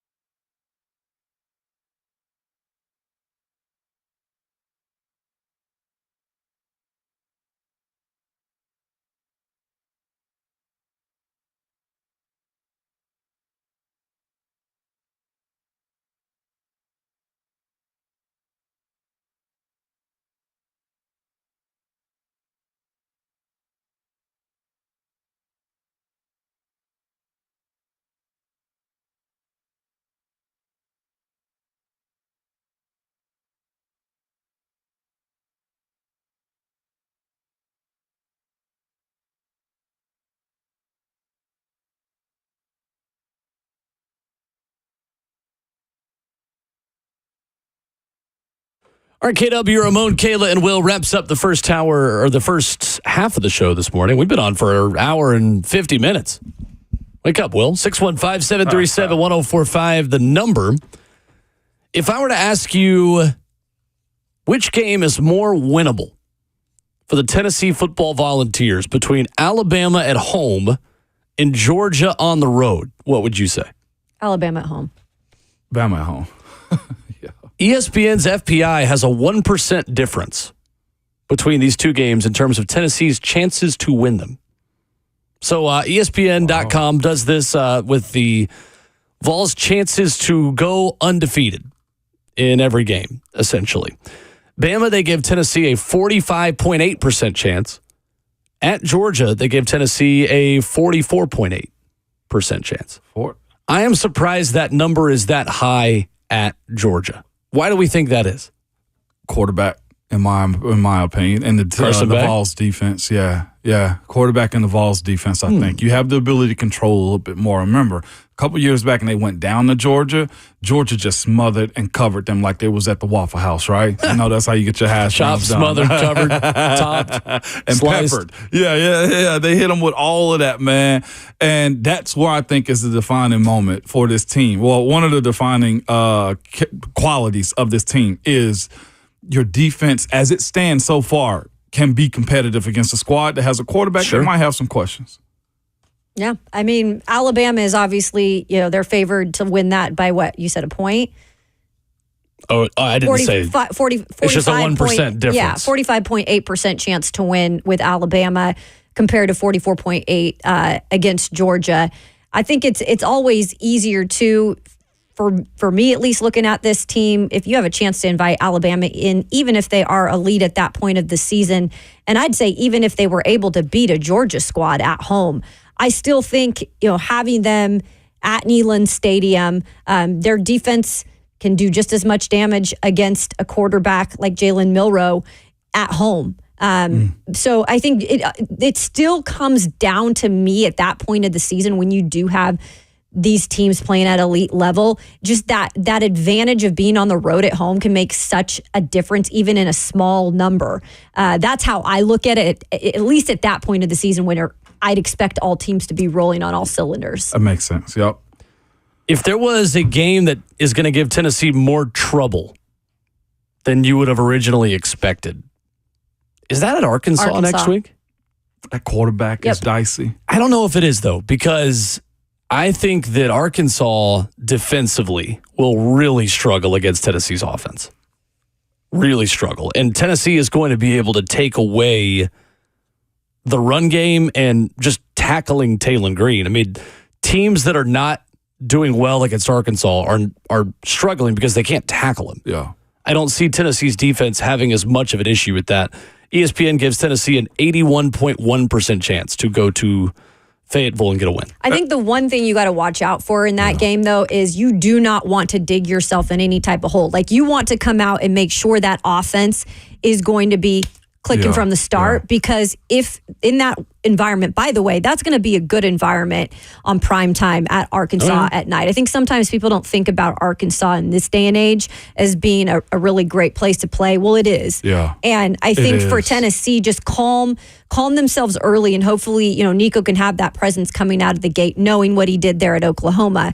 Calm that crowd early. I think that's going to be so big for an offense that in Arkansas can kind of they can get step frisky on the pedal. Yeah, they can get a little frisky right there. The last couple of weeks been kind of anemic for them, but Bobby Petrino being there is always going to be a threat. And the way that those guys rally for Sam Pittman is always in play too. But if that defense go in there and smother Jaylen Green, I think they can waltz out of there with an easy dub, man. Yeah, I think it'll be a win. Just maybe in the beginning it's close. The only other one, I'm not sure if you got the percentages up. The only one that's bothersome to me that's not named Georgia or not named Alabama is how real was what they did to Georgia as far as Kentucky is concerned. Oh, okay. I don't know how real that was. It's interesting. Yeah. Tennessee, I believe, I've been efforting the stat, is the best first quarter team in college football in terms of the way they have outscored opponents right off the jump. That's something that Josh Heupel's always had at Tennessee. So we'll see. I think a lot of people, there can be honestly more respect given to the Arkansas crowd than the Oklahoma crowd. I think that's an equally good environment for college football. It was. You were there for the Darren McFadden game, weren't you? Yeah. So that was kind of the beginning of the end for Fulmer. It was. Well, that was the end for Fulmer. Yeah, buddy. Darren McFadden went crazy. They have a beautiful setting there. There ain't much else in Fayetteville. That's all they I don't do down think. Yeah, but they got a darkness to their stadium, man. And we played in a night game down there too. That you're just like, okay, we're here by ourselves today. What year was it? No, I'm thinking of 06. It was 06. 06, yep. 06. Yeah, so that was not the end for Fulmer, but No, but that was 31-14. That was when that was a big match. That was 11 versus 13. Yeah. Y'all were 7-2 going into that game. Arkansas 9-1. Mm-hmm. And Darren McFadden ran the ball 30 times for 181 yards and 2 touchdowns. You want to talk Remember, about like so it was good. yesterday. Coach Chavis was not under. He wasn't happy. About Marcus Monk, 8 catches for 137 and 2 tutties. Marcus Monk, remember him? Yeah, I remember that game. It was like Gotham City. Jimbo Fisher recently talked to the Arkansas, I think it was the Fayetteville Touchdown Club, said in all of his time coaching college football, Darren McFadden is the best running back he ever coached against. Yeah. And he was around since the early 90s, said Darren McFadden's the best one. I can't think of another one. Felix was good too, but and watching Cadillac and Ronnie in 04. in Auburn. Well, Derrick yeah. Henry. Ooh, Oh, yeah. He would have gone up against Bama's Derrick Henry. backs in general. when did Derek? I don't remember watching Derek like that. Oh, yeah. Oh, He won the yeah. Heisman. I know. I mean, he but shouldn't have wasn't beaten playing McAfee then. for the Heisman, but yeah. Yeah. 615-737-1045. Coming up, Brian Callahan said earlier this week he feels like his team isn't far away from being a good team. I've got a stat that I think tells you why the defense struggled against Malik Willis more than any other number that you're going to hear. Got that for you coming up next.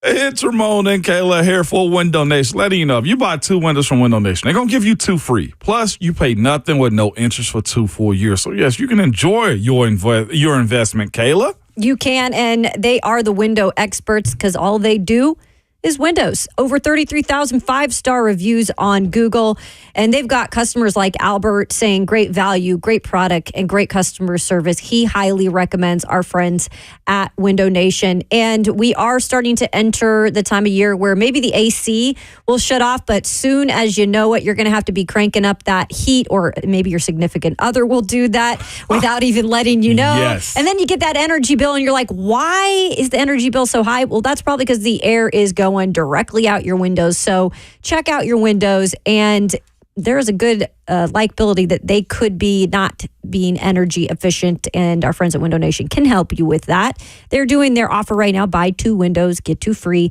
plus no down payment, no interest, no payments for 24 months. All you got to do is give them a call, 866-90Nation, or you can simply go online to windownation.com.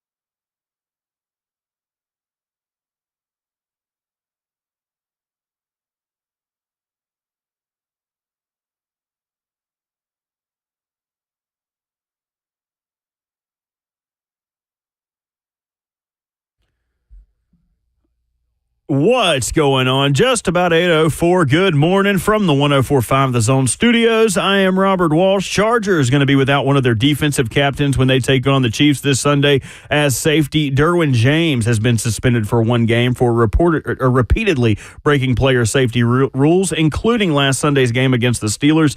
James appealed, and the suspension was upheld. Dolphins head coach Mike McDaniel was asked about quarterback Skylar Thompson, and he is considered day-to-day with a chest injury, but the team's still mulling over other quarterback options, namely Tyler Huntley, who they signed off the Ravens practice squad. He would start at quarterback if Skylar Thompson cannot go Monday against the Titans. And speaking of starting quarterbacks in Pittsburgh, Mike Tomlin's not in any rush to name his starting quarterback, instead waiting on Russell Wilson is healthy enough to evaluate. In the meantime, they'll stick with Justin Fields. For all your foundation repair and your waterproofing needs, you got to go to USSTN.com. Breaking news at once on your home for the Titans and the Vols. This is 104.5 The Zone.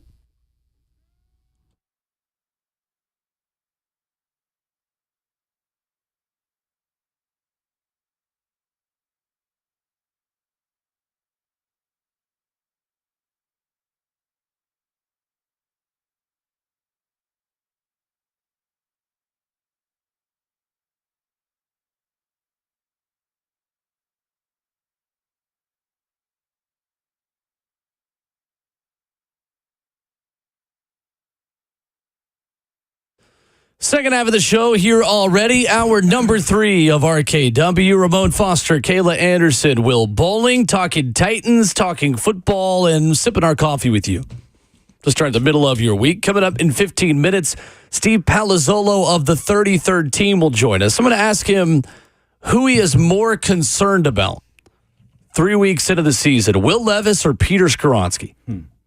We'll get with that coming up here in just a couple of minutes. Your phone calls at 615-737-1045. Guys, Brian Callahan was asked this week on if he feels like his team is far away from winning.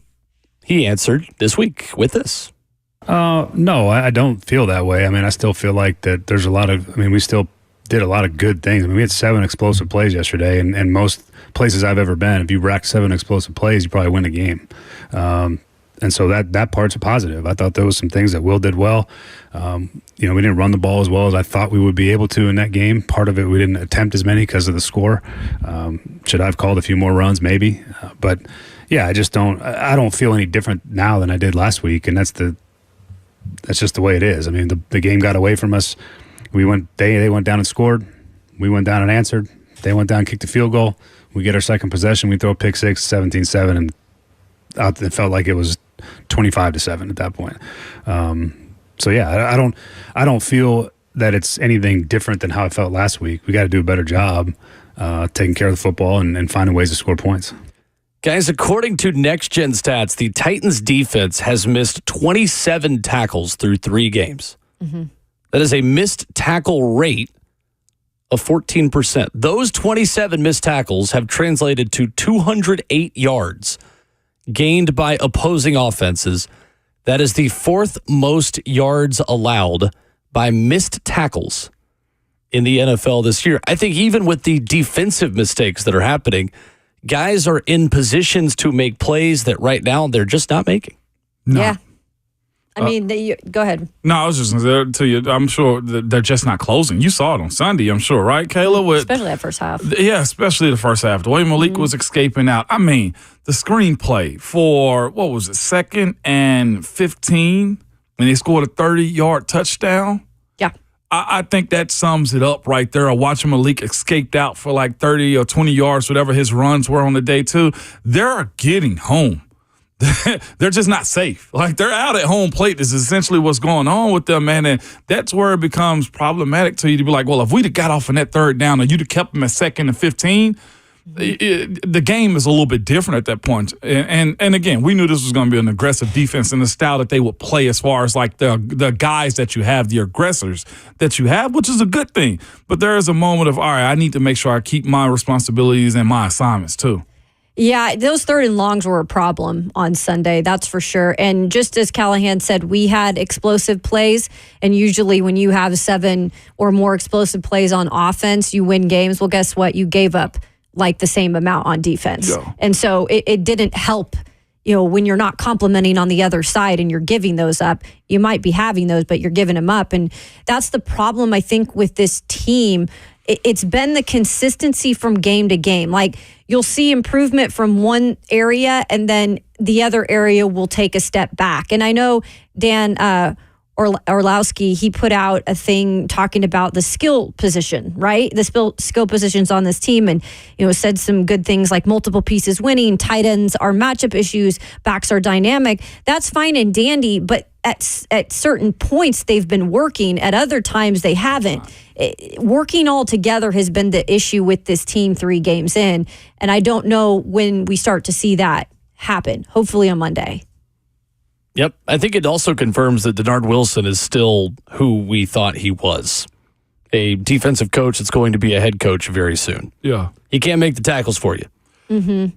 Fourth most yards allowed after missed tackles in the NFL this year. It's not his fault. And to your point about him being who we thought he was, I will also, too, say as far as the O-line goes, like, I think the bones is there is what you're saying. Like, the structure of completing and the task is there. It comes down to the execution of these guys and not getting, extension of plays on third down or through penalties or whatever the case may have been. When that pull and shoot happened, like, that's another 5-6 reps, whatever it was for the defense that was unnecessary. It's also a Packers offense that used your aggressiveness against you. In a way where if you are so attacking and aggressive as a defense, all right, let them get upfield and pop a screen over their heads, and then that's the 2nd and 15 that turns into a touchdown. That's where I was about to go next. You hit it dead on the head. I showed it to Kayla on Monday. Yep. And multiple times, and I was like, to whoa. your point, if you're going to get aggressive, Denard Wilson sent, I think, Kenneth Murray on a blitz, and it will. It was beautiful. They ran it off 2 other times, I think. Yeah, and they ran it off the offensive left side, right? Yeah, and as soon as Kenneth Murray is going up to rush Malik, he dropped the ball off. And that was the touchdown play. Murray, now, who did have a sack in this game, too. And he dogged really good. But that's the other side of it. It's the other side of it. Like, they threw a perfect play into a blitz that was meant to get home. Right. Yep. It was, I still think that offenses, when they look at ways to beat this Titans defense, will say, how do we get outside the hash marks and put these guys in space where they got to make open field tackles and the big 320-plus pounders are running behind the play? Yeah. Because teams are not having any success running vertically between the tackles against Tavondre Sweat and Jeffrey Simmons. Teams are starting to find that you can run outside the numbers against the Titans and have some success. Yeah. And that's what they said after that loss, like the plays that were happening. It has to be contained is what it is. And the other side, too, is you can't let guys escape out and get into the open field as far as, look, whenever you got a guy that can bat the ball down, whether it be Arden or Jeff, whoever the case may be, you got to do them and swallow them up in the pocket. Last week was somewhat telling on that. Let's quickly go to Gator Mike, who's checked in. Mike, it was good to see you last night, man. I was going to say, good to see you among the people, That's right. Ramon, where were you? I was looking for you, going to talk a little SEC football, but, it was good to see the people, got to see Lucas, got to see Will, of course. Of course, Becky and Sales, she's the best. But, yes. It was a good time, great atmosphere, great place, Absolutely. and, it was good to talk. But, Ramon, you'd be proud. I figured it out. If Greg Sankey becomes the commissioner of college football, just put me and Will in charge of the SEC. We were solving all the league problems last night. We went through everything, right, Will? We had everything covered last night. We were ready to hire Urban Meyer as a temporary Florida interim head coach while whoever their next head coach is finishes their playoff season. Yeah. Correct. And we also talked about whether I'd rather drink bleach or go blind by a hot fire poker if Eli Drinkwitz becomes the Gator coach. So, it was a good time. But Ramon, I really called to say I had about 3 or 4 friends the other day blow me up saying y'all were talking about me, wondering how I felt about the program. Yeah. A little disappointed with all that talent and stuff. And, I told Will last night I was glad to see, Nick Saban say, it's a whole lot more than just the coaching issues, obviously, from an administrative standpoint and stuff like that. But I'm hanging in there. I haven't jumped off the cliff yet, so we're all doing good. But, yeah, it was just good to see everybody last night, and always great to talk to y'all. That's awesome. Gator Mike. Gator Mike in the building. Hey, I tell you one thing. It's about time Becky got some flowers. Yeah, straight That's up. right. Straight Absolutely. up. Shout out to Bex, man. I love it. Only Bex we love is Becky Macko. You hear me? Our Not resident Gator, not running from the bad season. Carson. Got it. 2-2. Most SE schools have gone through it. Coming up, Steve Palozzolo of the 33rd team. We'll talk Titans. We'll talk NFL. We will hit it all with one of our very good friends who joins us next.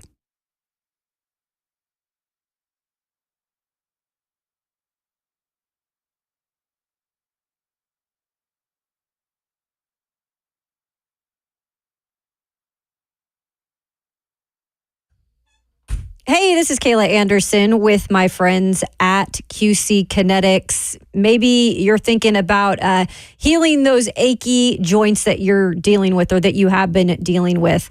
You can use your own body's healing properties to revitalize those achy joints and get real lasting pain relief from our friends at QC Kinetics. I'm talking about advanced regenerative medicine, and that comes from our friends at QC Kinetics. If you're tired of arthritic pain in your knees, your hips, your back, your shoulder, this is something that you need to check out. Everybody's talking about regenerative medicine, and the local medical professionals at QC Kinetics are experts in these amazing treatments. People here are raving about the results. You can enhance your joints, improve your mobility, get back doing the stuff that you love to do without pain, and you don't have to do drugs or surgery or downtime. You don't have to worry about any of that stuff. Under the leadership of Medical Director Mitchell Scheinkup, QC Kinetics is the nation's leader in this exciting breakthrough using cellular therapies. All you got to do is give them a call to get that lasting relief. Give them a call at 615-249-4024. That's QC Kinetics in Murfreesboro at 615-249-4024.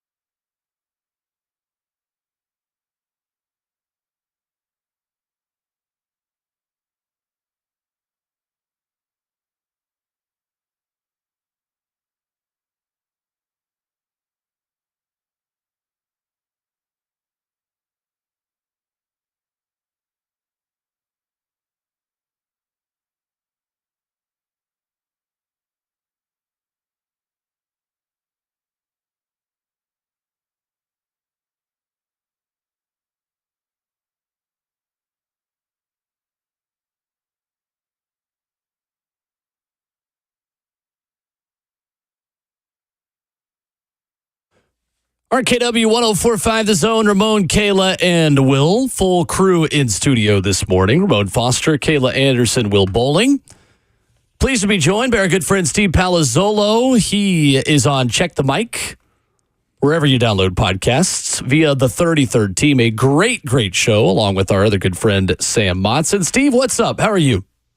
Doing great. Thanks for having me back, everybody. Yes, sir. Absolutely. We are trying to maybe talk some, I wouldn't say sense, but trying to maybe calm people down a bit about Peter Skoronski this morning. Luckily, we've got a pretty good source here in Ramon Foster to do that. Steve, from your perspective, how worried are you about the lack of step forward and maybe even a half step backward we've seen from Skoronski this season? Yeah, I mean, a little concerned. I saw the stat that you guys tweeted out. I don't know if that was from ESPN or NGS or whatever it was. I'm as a former PFFer, still trust the PFF grades as a pretty good descriptor of what's happened. I don't think it's maybe as bad as what you guys had sent out there as far as his pressures allowed, and I don't think run game's been as bad. But I mean, again, using PFF grades, based off our preseason conversations, I'm a little surprised that J.C. Latham is the highest graded offensive lineman at the moment, and it's not Skoronski. So it's a 3-game sample. So I think the same discussion we're having about Jaylen Daniels, where people are saying, "Oh man, the Bears really should have taken Jaylen Daniels." It's like, it's 3 games. Like, let's just relax for a minute here. So it's a little concerning. A bit of a step back and underwhelming, I think, compared to expectations, but it's not sky is falling type of territory. Well, Steve, what about Will Levis? Because he is also hoping for a step forward that has not happened. And while there are good, there have been major mistakes that have encouraged us to forget the good things that have happened. How concerned are you about his first 3-game sample size to start this season? Yeah, so like these outcomes are more as expected. Maybe not the exact way that they happened, falling in the grasp and throwing a pick six, and then falling in the grasp and fumbling and throwing another pick six. I mean, I think we knew that there's a little wild tendency, of Will Levis, the way he plays the game, and the tough balance was trying to rein that in. How do you rein in a quarterback who can get the ball down the field, who can flip the field with his arm, very good arm, can make plays, but just plays a little carefree sometimes. And carefree, when it gets too wild, it might lead to losses. And that's the tough part about being 0-3 right now, is it directly led to a Week 1 loss. It very much contributed to a Week 2 loss with the Jets. I don't know if they end up beating the Packers, but certainly getting into a bigger hole with the pick six on Sunday was a factor. So I think part of it's as expected. He was going to be a little crazy with the football. I don't know if there's enough of the special on the other end to offset it, right? People would say, hey, Josh Allen plays like this. It's like, yeah, but Josh Allen makes 5 to 8 plays per week that are on the other end of special. You have to be able to offset it with that. Yeah, I think it's a tough balancing act for Levis and for the coaching staff to just say, look, you have to play cleaner football, but also no, hey, we've got some playmakers we have to get the ball down the field to, and we have to be aggressive. So it's unfortunate that these specific mistakes, I think, have directly led to losses, though, three weeks into the season. Steve Palozzolo with us this morning. Steve, you mentioned Will Levis and you mentioned Josh Allen, the gunslinger aspect of it. Let me ask you this. What is the difference between one versus the other as far as the time given, the expectations of them being allowed to do certain things? Because as of late, Will Levis has been attempted to do Josh Allen-like things, but I personally think he don't have enough time to develop to actually get to a point where we might see some good come out of Levis. Yeah, I mean, Ramon, the whole story of the NFL right now, we're just 3 weeks into the season, but the whole story is second-chance quarterbacks making good. And for the most part, rookie contract quarterbacks struggling or looking overwhelmed. And look, I know Jaylen Daniels is coming off one of the best games we've ever seen from a rookie on Monday night. But to this point, the rookies have looked overwhelmed. The second and third year players haven't been great. Like Anthony Richardson's all over the place. Bryce Young's been benched. Trevor Lawrence looks like he's lost, and he's in year 4. So it's the story of the NFL right now. The tricky part for an organization is, do you just put a guy out there and he just develops for 2 or 3 years, and sometimes you're 0-3 and you're struggling to put wins together, and you just hope that by year 4 he figures it out. It's a tricky situation because we've seen the Sam Darnolds of the world, the Geno Smiths, Baker Mayfields come back around, but sometimes for them, in Geno's case, it was like year 10, and in Baker's case, it's year 6 or 7. And in Sam Darnold's case, it's year 6 or 7. You throw on top of that, it's not all Will Levis. You mentioned Skoronski, but the pass protection as a whole we thought would be an issue. It has been. There's been just some awful breakdowns up front. I think the trenches on both sides for the Titans have been bad. They're giving up a lot of pressure offensively. They're not getting pressure defensively. I mean, this is a recipe for disaster on both sides of the ball.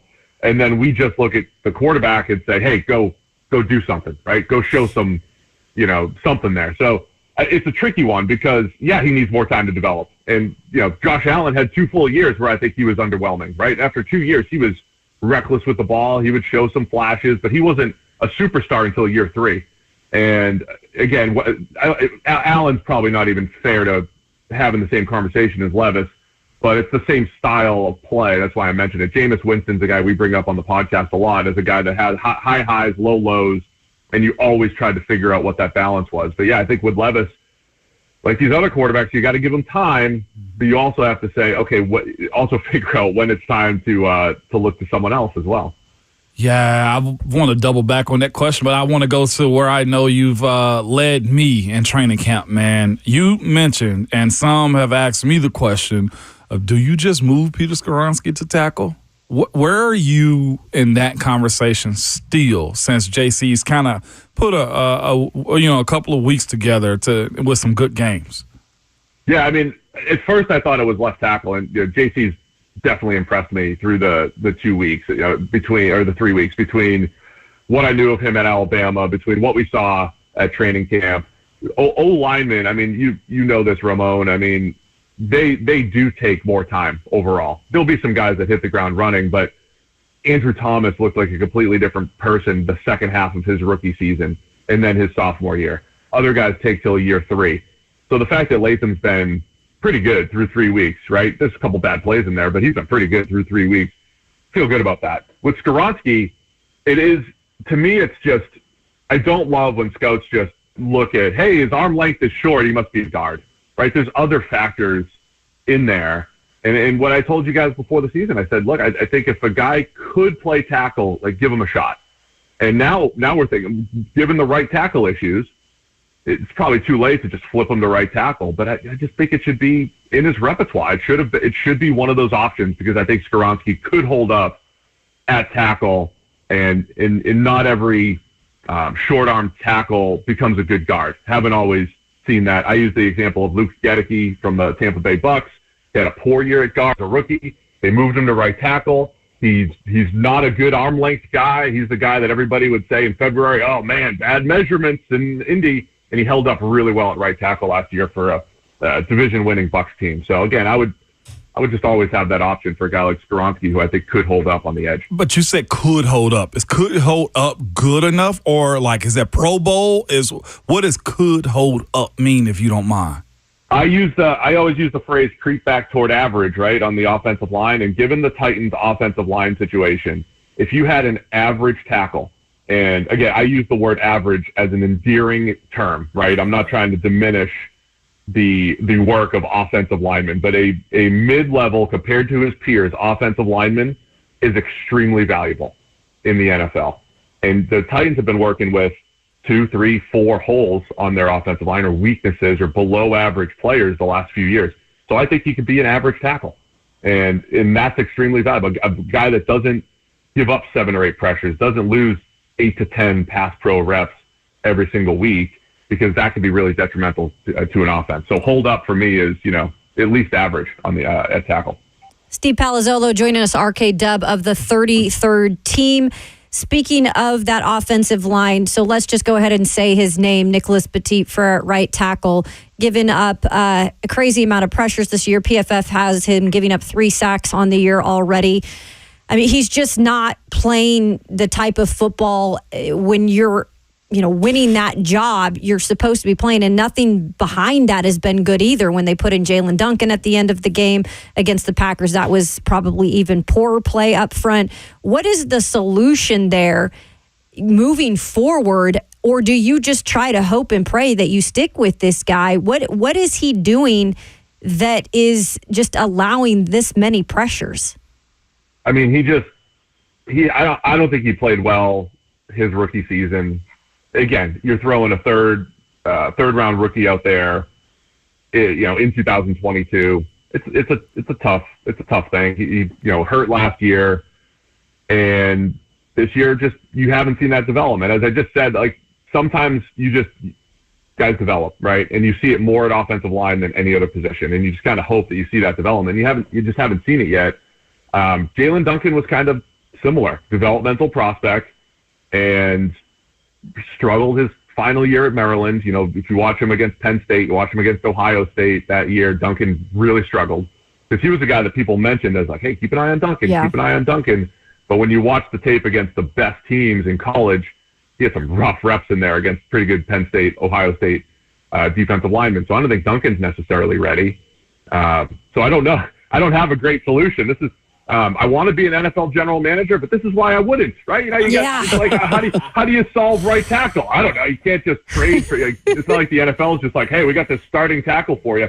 I don't have a great answer for it, other than you go with the hot hand, whoever's practicing better at the moment, and hope you can put it together and give them a little extra help in pass protection, especially if Latham keeps developing on the other side. Maybe he can open things up for how you're going to set up your protections week to week. Steve, how shocked were you with the lack of performance by the Titans defense last Sunday against Green Bay? And you mentioned not getting pressure up front. In that game also, they just gave up a lot of tackles, missed tackles. But, they started off the first two games of the season, the number one defense in the NFL. Was that just kind of a fraud in a sense, and they got exposed in this game, or is there something else to it that you saw on tape? Yeah, it's funny because when the Titans lost the game to the Bears in Week 1, I came out of that saying, man, I think the Titans are going to be good. I don't think Will Levis is going to have that type of play, but I thought defensively they're feisty. They get the big dudes up front that are tough to move. I thought Tavondre Sweat was looking good in Week 1. He slowly lost a little bit of that, and then you see the lack of pass rush. That's come back to bite, I think, these last couple weeks in particular. But the Packers they've just done such a good job. Sometimes when you have a backup quarterback, it makes the play caller laser focused on making sure that guy has everything he needs to succeed.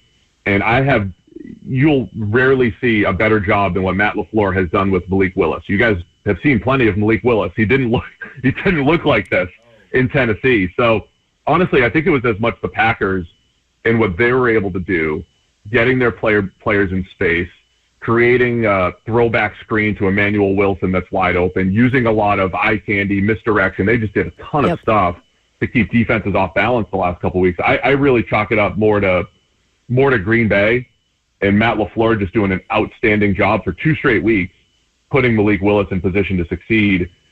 Still think the Titans have a chance to be really good against the run. I think their linebackers, they're a little, they were biting on some of the eye candy stuff, right? So they got to play more discipline there. But I think they have the pieces up front to at least be physical and stop the run. They do have to do a better job, though, getting after the QB and rushing the passer. Yep. Steve Palozzolo, the 33rd team with us. Steve, how loud are the alarm bells going off in Jacksonville right now for you about Trevor Lawrence?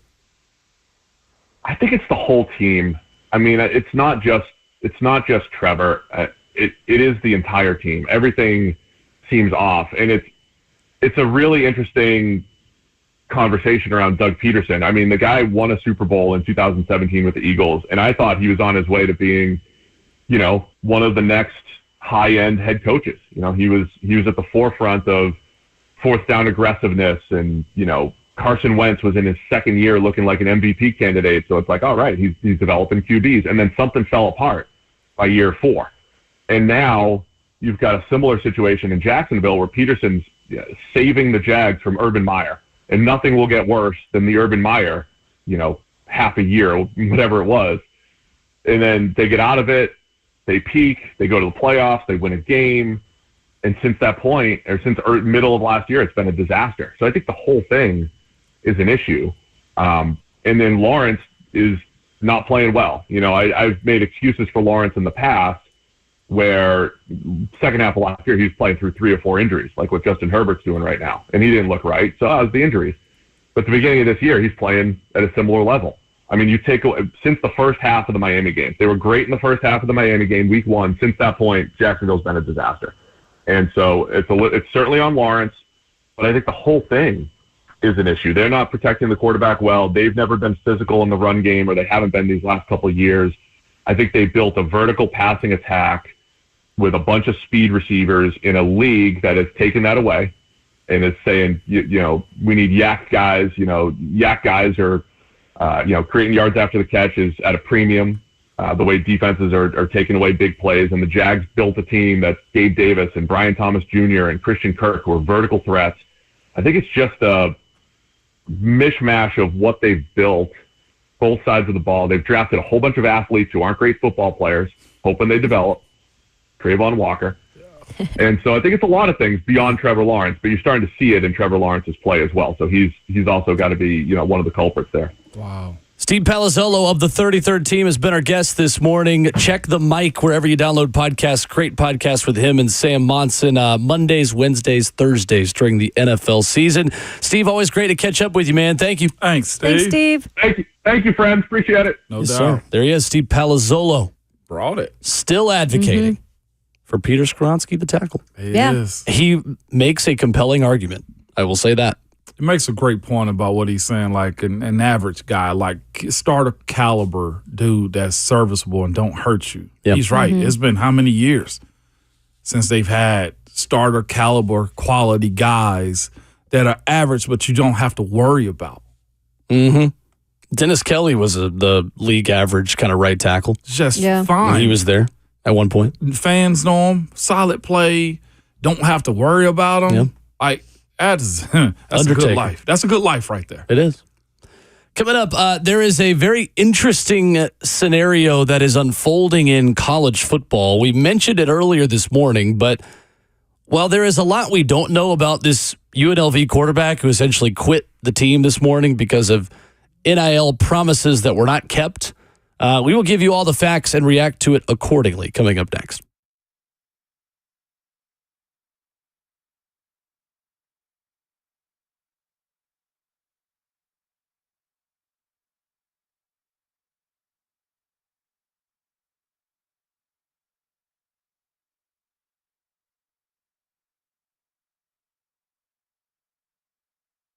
What's up, guys? It is the greatest time of the year again. Kickoff is here. Football is all the way back. I'm having a blast on Underdog Fantasy this football season.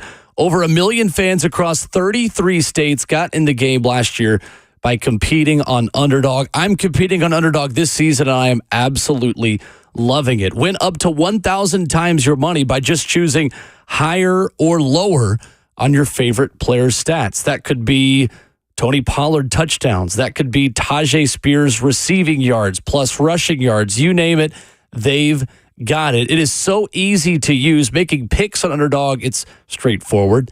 I'm here to tell you, though, that signing up, that's even easier. Just head over to Underdog's simple-to-use mobile app or UnderdogFantasy.com. Sign up with promo code WILL, W-I-L-L, and Underdog will give you a free pick to use on your first cash champions entry, plus up to $1,000 in bonus cash when you deposit. That's Underdog Fantasy, promo code WILL, W-I-L-L, to claim your new customer special of a free pick and your deposit offer. Must be 18 or older and present in a state where Underdog Fantasy operates. Terms apply. Concerned with your play? Call 1-800-GAMBLER or visit www.ncpgambling.org.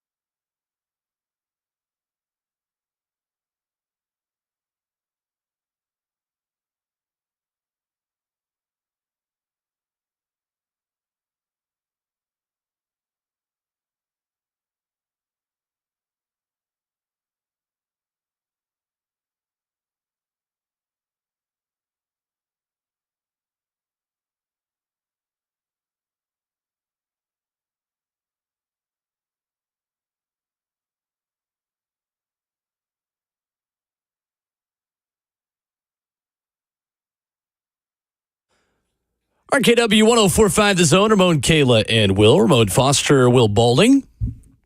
Busy day over the Titans facility. We'll catch up with Kayla tomorrow morning. Yay. For everything you need to know from Ascension St. Thomas Sports Park.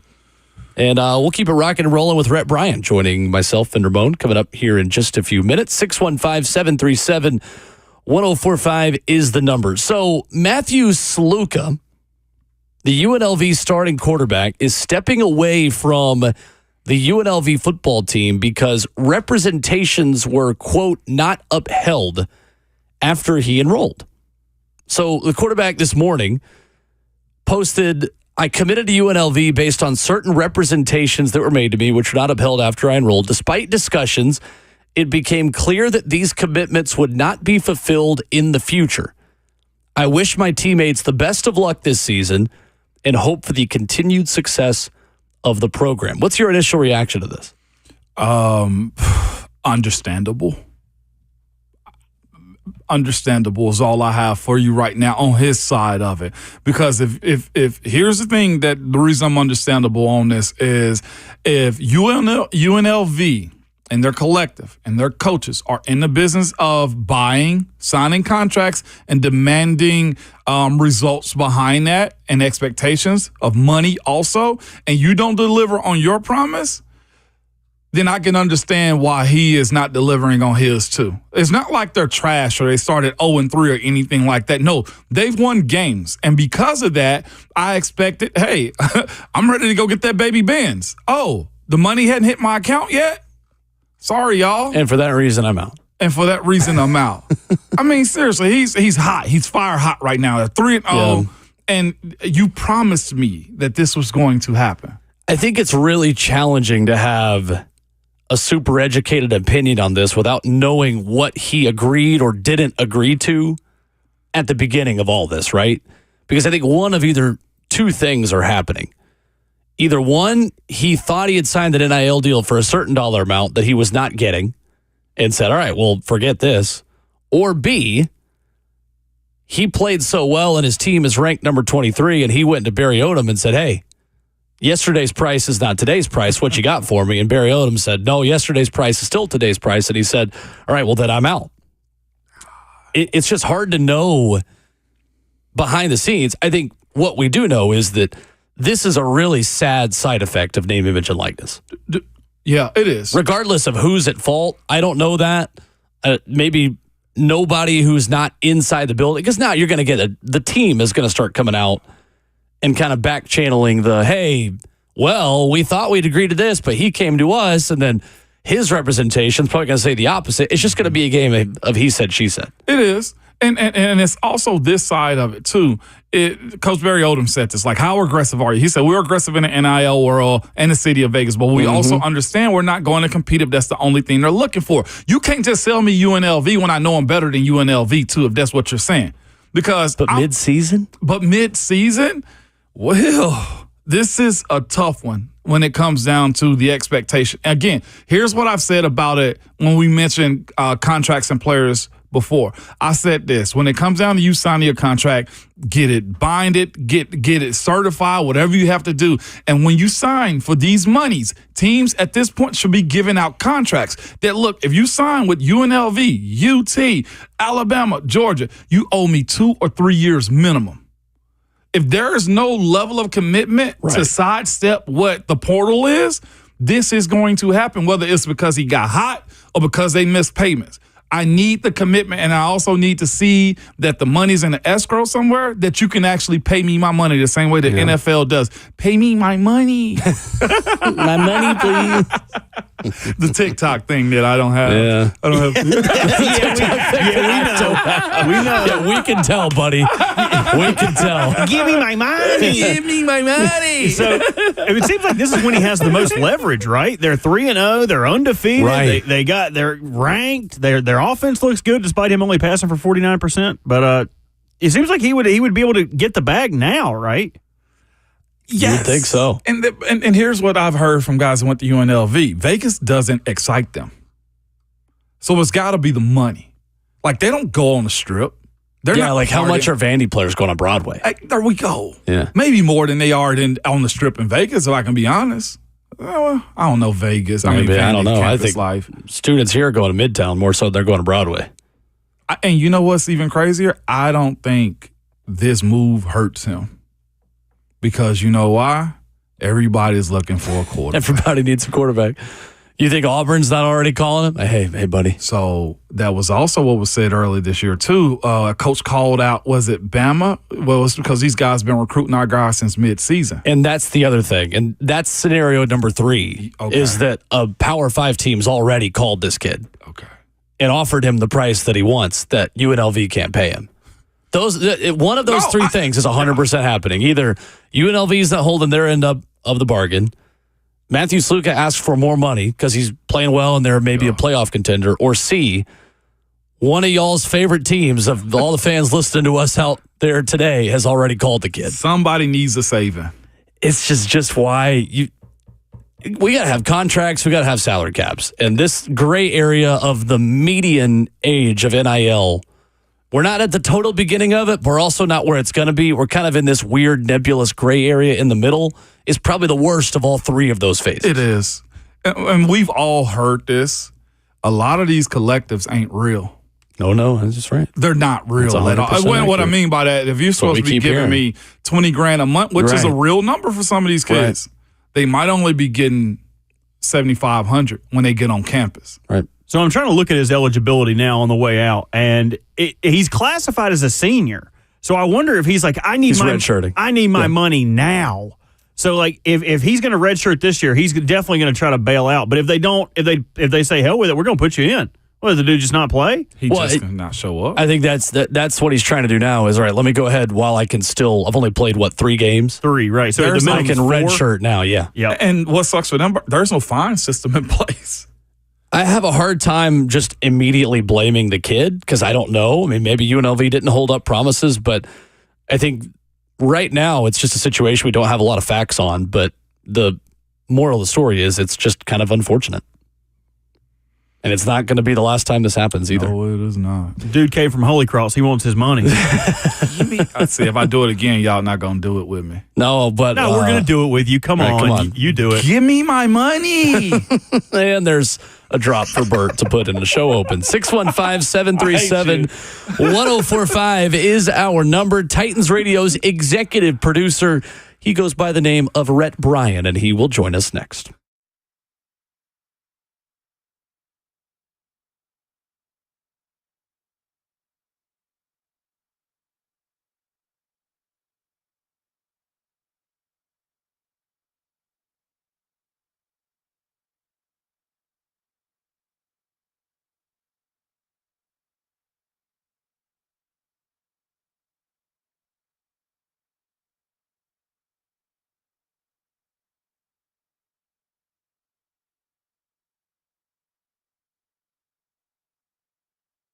Hey, it's Will Bowling here from my friends at Tennessee Orthopedic Alliance, TOA. Established in 1926, it is the largest and most comprehensive orthopedic practice in Tennessee. And Tennessee Orthopedic Alliance, these guys are the leading experts in sports medicine and performance and the team physicians for NFL, college, and high school athletes across Tennessee. Parents, if your kid is getting through the end of September, you're getting closer to fall break, you're playing high school football, or maybe you're in other seasons. You're running cross country, you're in soccer, you name it.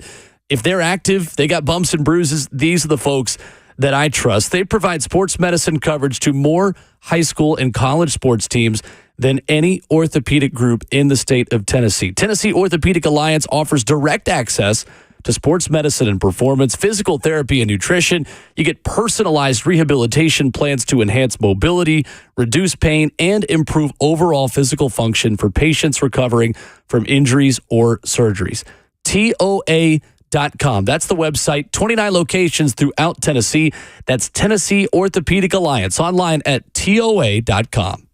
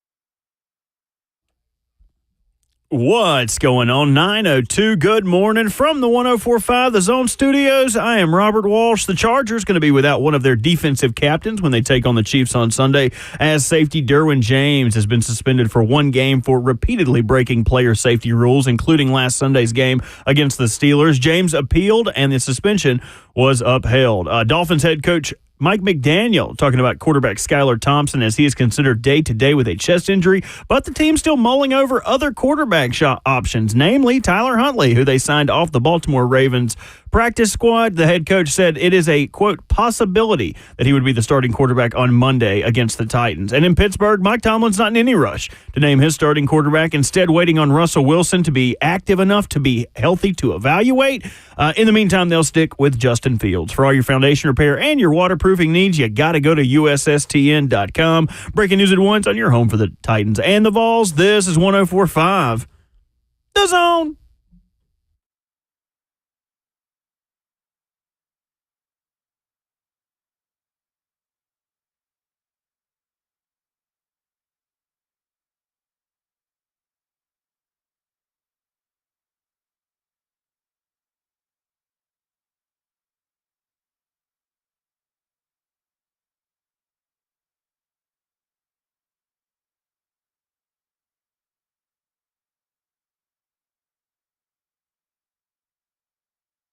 RKW, Ramon, Kayla, and Will into the fourth and final hour of the show, the fourth quarter of a gloomy, brisk Wednesday morning in beautiful Music City, USA. Ramon Foster, Robert Walsh, I'm Will Bowling. We'll catch up with Kayla tomorrow after a busy day at the Titans facility.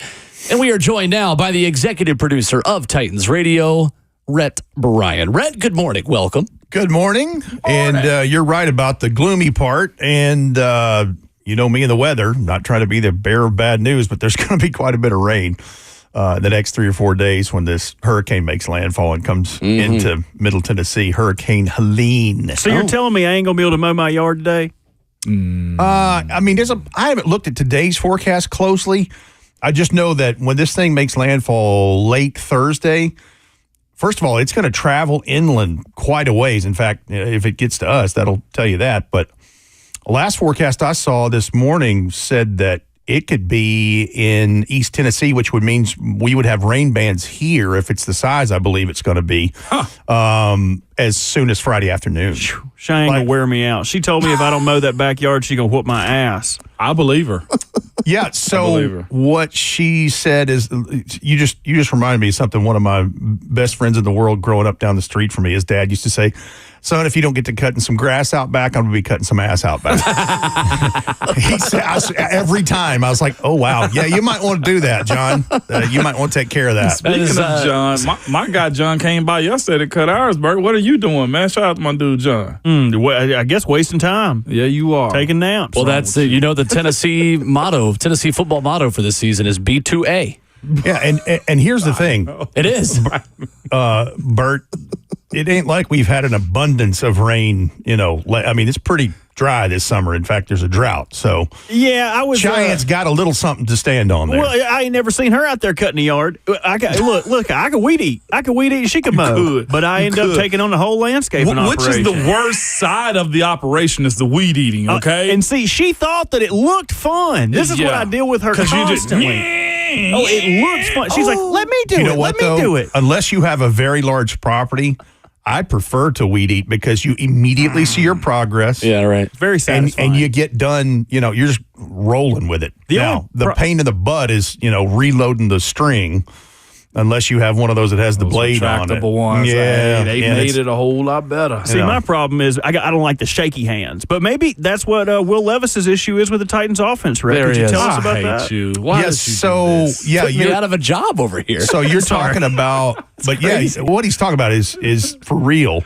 Guys and gals that work their rear ends off, that listen to this station, that work in factories and do hard labor. That is what you call white finger, from having the vibration constantly happening. I did a term paper on that kind of stuff when I was in high school because my dad worked at the Nissan plant and has had some aches and pains as a result of that over the years. So yeah, it's a real thing. What Bert's talking about is for real. That the white finger thing, I get that when I play too much EA College Football 25 and I'm hit sticking people so much. I mean, it's the same effect. I mean, that's funny, but it's the same kind of thing. But it's the vibration of the revolutions of the power equipment, whether it's chainsaw, whether it's weed eater, trimmer, whatever. I thought you was going to say from thumbing through all that cash you got, Will. Never No. Well, I wish I had that problem, but hey, that's a story for another time. Don't we all? Rhett, Bryan in studio with us. Going to preview Monday Night Football, Titans and Dolphins here throughout hour 4. But Rhett, I know on the Bryan Callahan show on Monday, he talked a little bit about this team being close. And we played the audio in the last hour of Coach Callahan essentially saying we need a level of consistency along this roster because for most of our players, there are a lot of good things happening. Even for NPF, who struggled at right tackle, there's a lot of good that's happening, but the bad is really bad. And I thought he brought up an interesting point with you guys on the Bryan Callahan show Monday about if you include 2 blocked punts as turnovers, which they essentially are. It's unofficial, but most coaches view it that way. This team's minus 9 in the turnover differential right now. That seems to be objective number 1 inside that building right now. Moving forward into Miami is changing that in a significant way. Yeah, and that's really because what he went on to say on the Bryan Callahan show is that basically equates to 30 points differential from what they lost and what was scored on them, and that's literally the difference in the 3 ball games. So the thing I was doing last night and this morning is going back through the last time that the Titans played in Miami, Week 14, Monday Night Football, trailed by 2 full scores, just about 4.5 minutes to go in the game. And that was just off of the heels of there was a couple of turnovers in that window from Will. One was the fumble, and that ended up being a Raheem Mostert touchdown there at about 4:34 left in the game. Yep. And then the Titans got to business, and I looked at what DeAndre Hopkins did in that game last year, which he's gotten cranked up now. Yeah. I think he had 7 for 124 and a score, and one of those scores was to get back into it. And then I think Derrick Henry had a 3-yard touchdown run, and the PAT put him over the top, 28-27.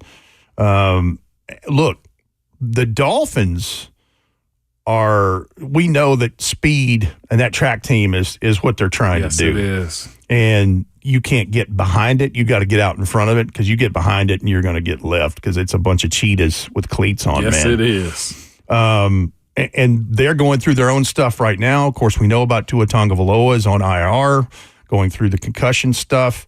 And Skylar Thompson, who's been in their system now because he was 7th-round pick in 2022. This is his 3rd season, so he knows Mike McDaniel's offense, but the skill set doesn't translate to what they want to operate. I mean, he can certainly manage it, and Tim Boyle's done some of that too, as he had to come in for him, and he's got a rib cage or sternum injury, something like that. Right. But Tyler Huntley, and this is where Bert will jump in because this is, Ravens talk here. Tyler Huntley presents problems in this because he can actually get this offense back to where some semblance of what they want it to be. He presents you with what Green Bay did last week, the run-pass options. Bingo. Effectively. Yeah. Bingo. He's done that. He did it well for Lamar, so much so that and nobody's looking to replace Lamar, but it was just like, well, man, he's been good for us. And that's what you do not want to be chasing again this weekend as what Green Bay did. So I went back and looked at Tyler Huntley. First of all, as Coach Mack always says, he's not an empty chair. I mean, the guy's had 9 starts in his career because you got to remember, and Bert can tell you this better than anybody, but before 2023, Lamar Jackson was so dinged up, he didn't really play a game after Thanksgiving the last 2 seasons before that. He actually started a wild card playoff game against Cincinnati. Sure did. But I went back and looked at his pro day at University of Utah, the Utes. And this would have been tops at the quarterback position at the combine, and even in probably top 15, top 20, in regardless of position. with some of his numbers. So he's 6'005", 195, arms 31 3/4, hands 9 1/4. His wing is 79 7/8. Goodness. He's a long dude, right? Pterodactyl. So 4.56 in the 40 would have been the fastest. 4.31 in the 20-yard shuttle. 6.84 in the 3-cone, Ramon. I did that. 10 foot, 8.5-inch broad jump, a 43.5-inch vertical leap. God, dog. So, and you know, both of their guys, both Skylar Thompson and him, they've had, starting reps. And Huntley ended up getting the Pro Bowl nod too a few years back. That same year that he started that playoff game against Cincinnati. 7 guys that turned it down, but he's still a Pro Bowler. You can't take that away from him, however he got it. More Titans and Dolphins breakdown with Rhett Bryan coming up. I've got a couple of NFL Pro and Next Gen stat numbers about Devon Achane and the challenge of stopping him. So let's match. Perfect. We'll do that next, right here on Ramon, Kayla, and Will.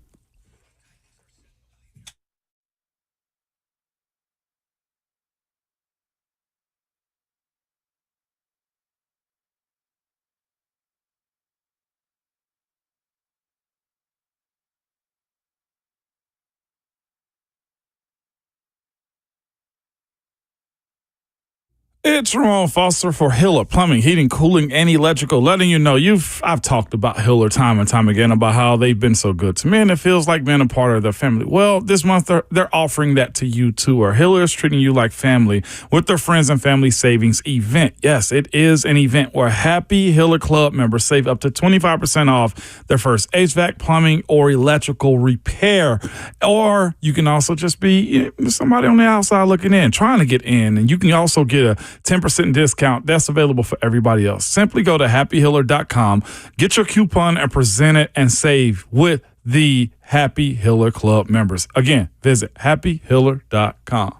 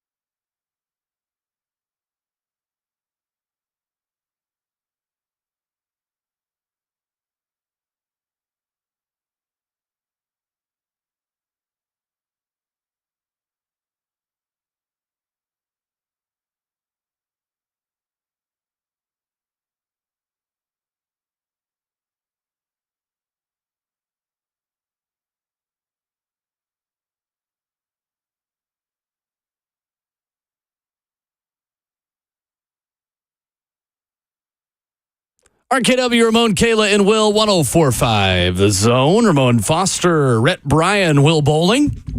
Catch up with Kayla tomorrow morning. Yay. Robert Walsh is spinning the hits here today. Devon Achane, Rhett, Bryan, is a problem. Boy, is he ever, brother. Any defense. He is a member of what Coach Mack would affectionately call the Miami Dolphins 4x100-meter relay team. Mm-hmm. And through 3 games this season, Devon Achane, according to Next Gen Stats, has forced 18 missed tackles.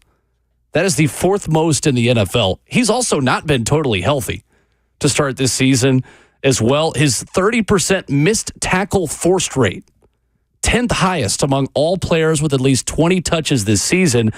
The Titans, meanwhile, have missed some tackles these past couple of weeks. And I know on Titans radio, I was able to listen to your guys' whole broadcast on Sunday. That's something that Mac was talking about throughout the day Sunday, was that the Titans missed too many tackles on Sunday's loss to the Green Bay Packers. And they missed 27 in their first 3 games. Right. So a missed tackle rate of 14.2%. Yeah, that's something that's got to get shored up. And I think, out of the loss on Sunday, the protection issues on the offensive line are one thing, but the defense is what got my attention the most. Yeah. In how they were able to attack. Now, the difference in how they attacked the Titans defense, they knew that they could not run inside in between the tackles, because that's what they did against Indianapolis and did it with success. So what they do? Went on the edges. And that's how they made their bread and butter. I mean, whether it was, Emmanuel Wilson or it was, Malik Willis and, Devon Achane, 4.32 at the 40. Yeah. 1.51 at his first 10. That shows the burst there. He was always in the front of the follow me line. Is that what you're telling me? Yeah, pretty much. Okay. The follow me runs. Yeah, he was always up front. Yeah. I think that's the tricky part with this Dolphins offense, that as bad as they have looked without Tua Tagovailoa at quarterback, you miss 1 tackle in open space, and Mike McDaniel is still an expert at getting his athletes with the football in their hands in space. It doesn't matter who's playing quarterback. You're cooked. Yeah, no, and it's not just that, too. His adjustment, whether he stays with the guy he went with last week or he goes with Ty Hunt, there will be an adjustment. Right. There is an extra day of preparation for this team. And here, Miami's a team that at this point, with what they believe they have in Tua, if he comes back, they are contenders in a sense. This is an AFC game. This is also a home game on Monday night. There will be a major adjustment in how he goes about preparing this group this week, whether it be his defense standing more tall than they did last week, because last week it was low as far as the amount of points that they let up. But, yeah, still a tall feat for the Titans this upcoming Monday night. Well, yeah, and you look at through the first 3 games, Devon Achane, Jalen Waddle, obviously Tyreek Hill, all have over 10 yards per catch. And then Jonnu Smith, mix him into there as basically the 4th receiver. He's got almost 9 yards a catch through the same window of time. But that's a problem. It absolutely is. And we hadn't even gotten to the defense. And Anthony Weaver, here we go. Bert's going to chime in right here, because Anthony Weaver's is a former Raven, and it's a Ravens kind of defense in this. So I heard you guys mention that yesterday, if I'm not mistaken, last night. Yes. Yeah. Mac Talk, Tuesday nights, Titans Radio. Don't miss it. I tell you, the 2 guys that are a problem up front, one is probably a future Hall of Famer in Calais Campbell. The guy's 38 years old, and he has 2 quarterback sacks. But listen to these numbers. 247 games he's played in. 107.5 sacks. The only thing missing is a world championship ring. I think he's got a gold jacket down the road. But the one that is a bigger problem to me is Zach Sealer. Zach Sealer, really another former Raven, 7th rounder, I think, in 2018. Ferris State Bulldog. Yeah. Fun fact for you, he was Ozzie Newsome's last draft pick as the Ravens general manager. And see, Ozzie dealing gold. Ozzie Newsome. He will go down as one of the best general managers in the history of the league. Know how to pick them. He is just It's disgusting, isn't it? unbelievably good at his job. These dudes for doing this, right? Because they go get these big old The procurement of the Ratbirds. they always find these types. Whether it's Brandon Williams, like it's so many of them that I'm sick of. Okay, and now we got to go to Miami and watch Zach Sealer, 6'6", 290. And if you'll remember, he had an interception of Will Levis the last time they were down there. He had an interception last week against Seattle. Like the dude for a big guy is pretty nimble. Who's scouting Ferris State? Okay, like who's looking? Well, somebody is because Caleb Murphy's I know here. Caleb was here. Somebody named Wheel. I hate these dudes. But either way, though, right? Yes, they got a solid. Group up front, man. Rhett just got it. Somebody named I'll do it. Wheel bowling. Go scout Ferris State. Wheel. All right, we got Ferris Wheel over here in the corner. Wow. I'm sorry, I'm not funny at all. No. You can find him online at dadjoke.com. That's right. Please and thank you. Oh, wow. I will say, Rhett, somebody who Titans fans know very well, who has been good for the Dolphins to start this season, a former Titan. No, I'm not talking about David Long. Aaron Brewer is a better fit in a Mike McDaniel horizontal passing game, get the ball out of Tua Tagovailoa's hands quickly, passing game offense. PFF has given Aaron Brewer a 65.6 pass block grade this year. That's better than any of the seasons he played aside from 59 snaps in 2020. Aaron Brewer has not allowed a sack this season and is playing a lot better in this offense that asks the linemen to get downfield more and be more on the move in the screen game and blocking downfield. No, he absolutely has done better. The only thing that I would critique is watch those snaps. You see those high snaps They still? get high on you. Sure he do, still right? he still has that tendency. Other than that, though, you're right, and the numbers right there point to it, that he's doing a nice job holding down the middle of that line. Rhett, when you look at this matchup, where could the Titans have an advantage as they match up with the Miami Dolphins? And we've given all of the five-star names and the walk-in gold jackets, but where do you think the Titans could have an edge? I'm gonna give you one place on defense that might have a little dent in the armor. And it's the corner opposite Jaylen Ramsey, because anybody in their right mind is not going to throw to Jaylen Ramsey, right? No. So it'll start to tell the tale today, I guess, as the first injury report comes out. So in the game Sunday in Seattle, the opposite corner, Kendall Fuller, went out with an injury. Then one of the greatest names in this year's draft, Storm Duck. He also went out with an injury. So if I'm not mistaken, Ethan Bonner is, I think, the third corner that is opposite Jaylen Ramsey. And I would, if I am Brian Callahan and Nick Holtz, I'm picking on that guy to start with. That would be the place I would try to go. Played 9 coverage snaps so far, Bonner has. Yeah. And what you also don't want to happen to is you speak about advantages and disadvantages. They do have a rush plan with their defensive front. You mentioned Calais and 107 sacks. Chop Robinson also, first-round pick. Be interesting to see how he rushes and get after the quarterback. Jalen Phillips. Yeah, Jalen Phillips. They have a squad for sure over there.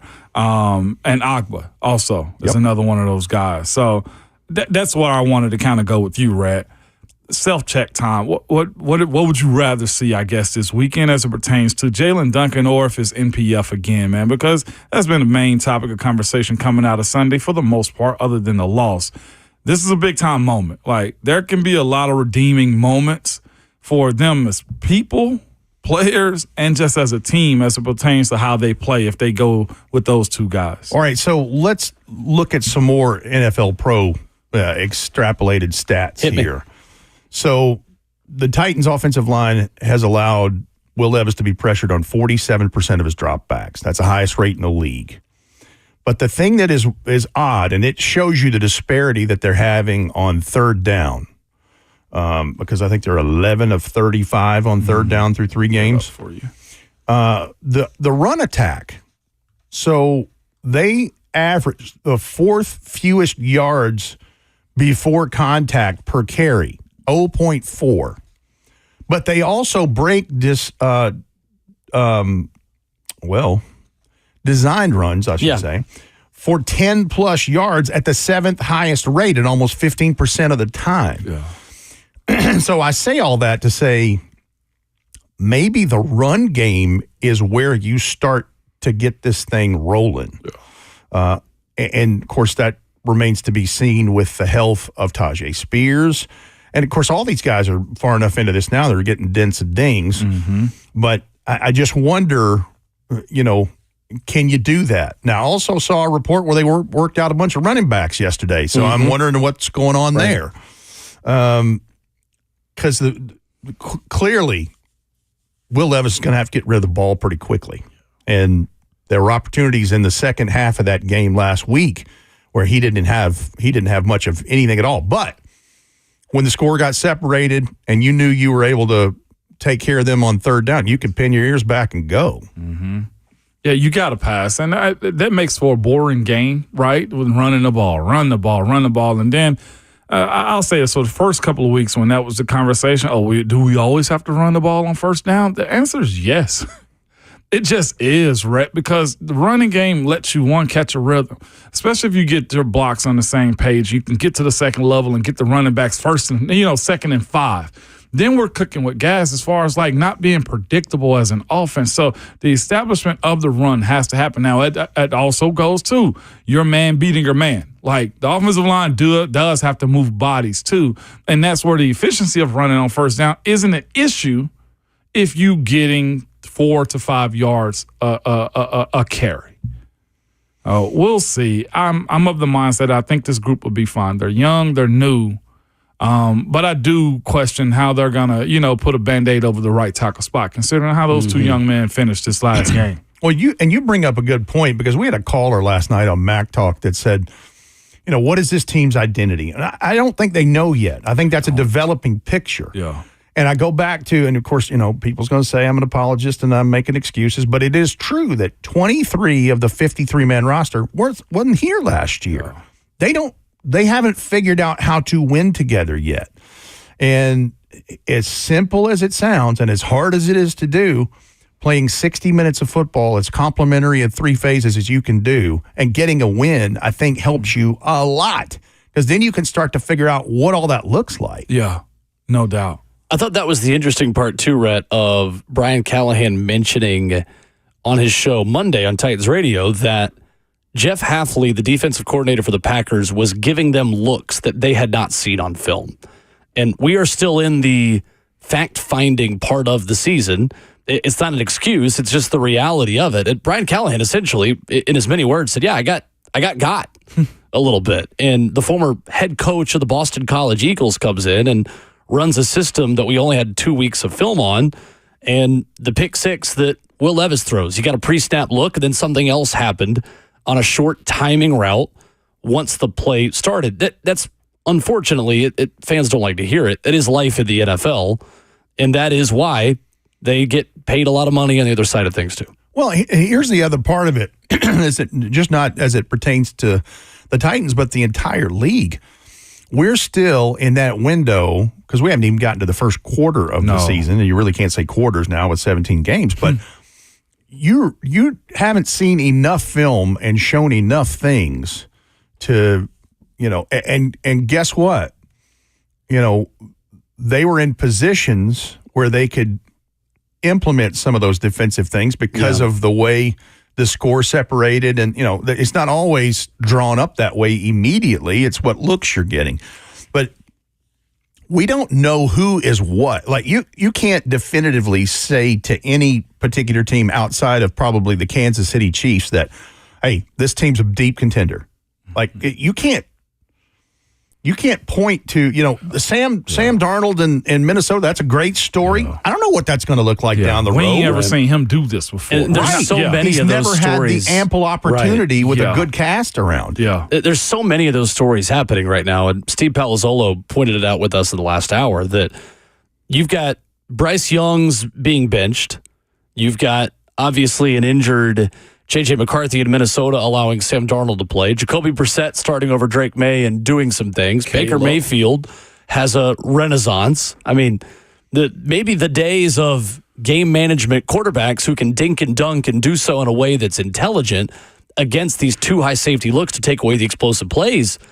Maybe that is becoming more in vogue in today's NFL again. Well, the other part, too, you're talking about just naming off some of the teams in the NFC South nobody thought was going to be any good. Right. Look at New Orleans. Yeah. I mean, 100%. they lost by, 3 to the Eagles? Yeah, 15-12. But, we have a really strange start to the season when you have kickers missing field goals at record highs. You have more rushing attack plan final stats than you do 300-yard passers and what is supposed to be a passing. We're kind of living in the upside down and Stranger Things right now. It's kind of weird. You're seeing more, if you check the box scores, quarterbacks that are passing for like 250 and less. Yeah. And I think that's the most telling thing of it all. And I know what Kuiper was saying, right? As far as you can't force ESPN's to say. Mel Kiper. Yeah, ESPN Mel's Kiper, take away too high. Well, the defense has been stripped so much that you can't start taking away what their structure of what they actually do is. I get it. But I still say this too. If you have the right type of offense and you know how to scheme it up really well, points are there to be made. And we're still figuring out what this season's storyline is going to be too. Because again, you are getting a lot of management. You are getting old dudes like Andy Dalton and, somebody in the middle of the road like Sam Darnold making their hay now, which they wouldn't have been given this opportunity if it wasn't for the bad play at young quarterback or the newness of not overexposing your guy. McCarthy got hurt, so. Yeah. Well, and you know what? And going back to the Mel Kiper thing, so I found this interesting. So Mike, Keith, and Amy Wills had Cameron Wolf on to talk about the Dolphins, who ESPN. He said he's starting to wonder if defenses have started to figure out the Miami offense because they're playing more too high safety. Yeah. He said in the last 2 games, and you go back and look at the game books, Devon Achane and Tyreek Hill, I think, have a combined less than 75 yards of offense in the last 2 games. Less than 75, less than 75. And, of course, that's a trend you'd like to keep going in that direction because that means you're probably doing well. But, it's going to be strange. Now, the reason I say, and we don't know who they're going to play at their quarterback position. Yeah.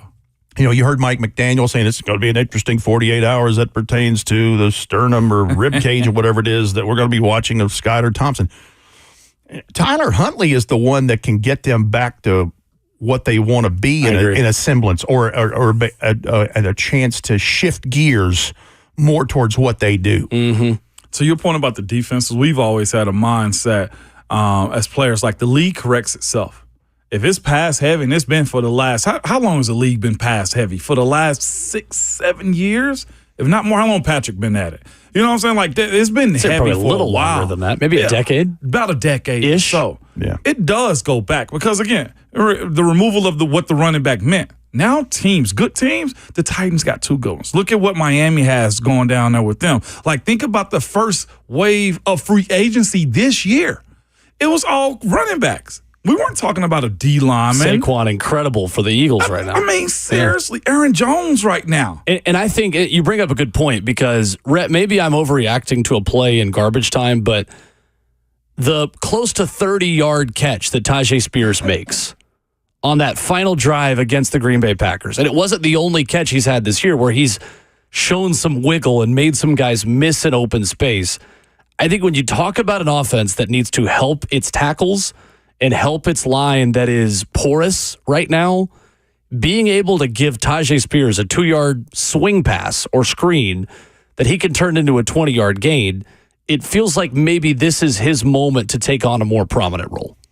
And I think the only thing maybe holding that part back, because, you heard before that game last week, actually it's a week before, Brian Callahan says, he wishes that he had gotten him more involved. Right.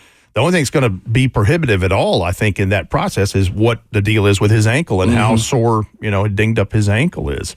But, look, I like both of those guys out of the backfield. Yeah, man. For sure. Tyjae Spears is just so good in a phone booth. Yeah. You give him the ball outside the numbers, with two guys right around him and the ability he has to quickly just cut around them. And then he's out of the phone booth, and then it's a long distance call. That's right. Phone humor here, dadjokes.com. Got time. We'll be here till 10. We love calling on Rhett Bryan every Wednesday at 9 o'clock here, the executive producer of Titans Radio. Rhett, thank you as always. Good Appreciate it. And just a reminder, it's an extended version of Farm Bureau Health Plan's Titans Countdown on Monday night. We're on the air at 5. So we're going about an hour and a half because kickoff is at 6:30 with Mike and Mac. With a good nugget potentially on Monday night, too. Little nugget? Yeah, a little surprise. Oh. On the broadcast. Yeah. Huh. A little different for your drive time listening pleasure. Interesting. Yeah. Okay. From outside of the football world. Yep. Well, let's just hope the surprise is not another 9-hour day at the broadcast booth in Miami. Do not speak that. I'm hoping I don't forget my rain jacket. Coming Rhett. up next. We were having a nice time. Easy there, Seabiscuit. Coming up next, midweek motivation. Inky Johnson will cover up my stupid mistakes. Coming up next.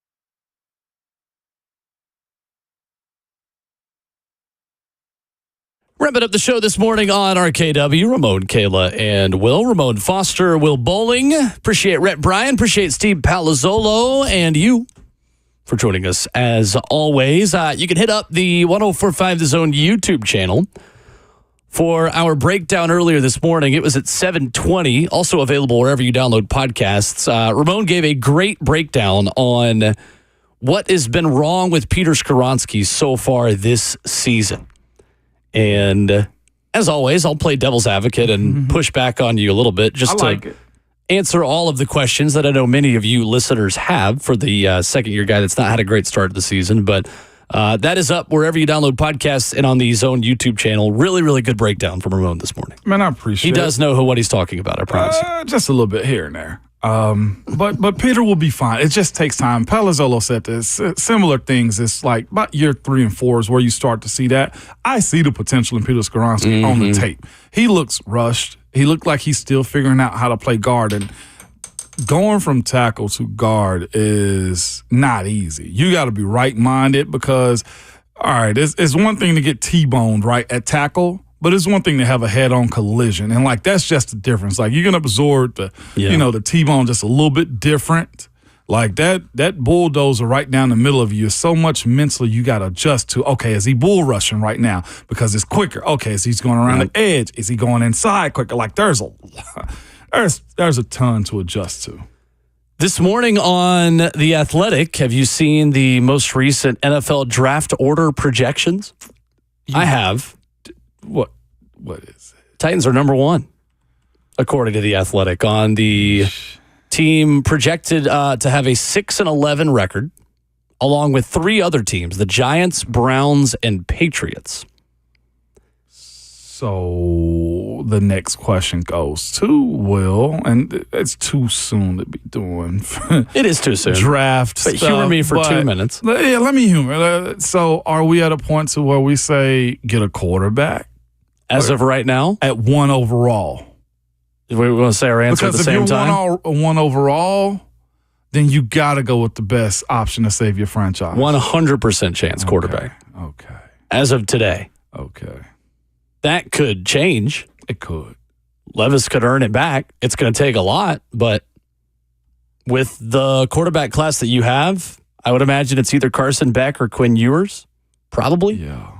Who's your number 1 pick? I need to see Carson Beck have a little bit of a get back after how poor he looked against a really good Kentucky defense a couple of weeks ago. The issue you run into is if you don't pick a quarterback, if you're picking 1 or 2, is what if you have a 10-7 season and you're picking 14-15? Well, and what about the option of someone else being a little more QB needy and give you a deal similar to what the Chicago Bears got to give up the number 1 overall pick so the Panthers could take Bryce Young? I mean, I think every single person in the history of watching football would sign up for the Bears side of that trade versus the Panthers side. I know. If you really wanted to surround Will Levis with a ton of options, ton of weapons. But here's what I do know. There's a lot we don't know yet. I do know this for a fact. Yeah. That group over there at the front office with the Tennessee Titans, I don't think they're into a tank mentality. I don't think you go out and sign as many folks to not compete.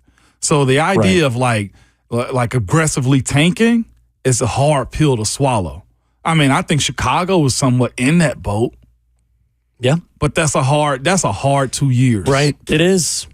Everybody in theory wants to tank to get the young quarterback, but once you actually go through that process of teaching your organization that it's okay to lose, it's hard to get the stench off of your franchise and out of your building of losing that much moving forward. Because if Houston could have... It's a process. Because if Luffy hadn't lost, like Houston would be picking 1. What is Bryce Young versus what they, fell into with Caleb? With CJ. The whole point is, like, having the number 1 pick versus number 2, 3, 4, or 5, there's still no guarantee that that's your fix.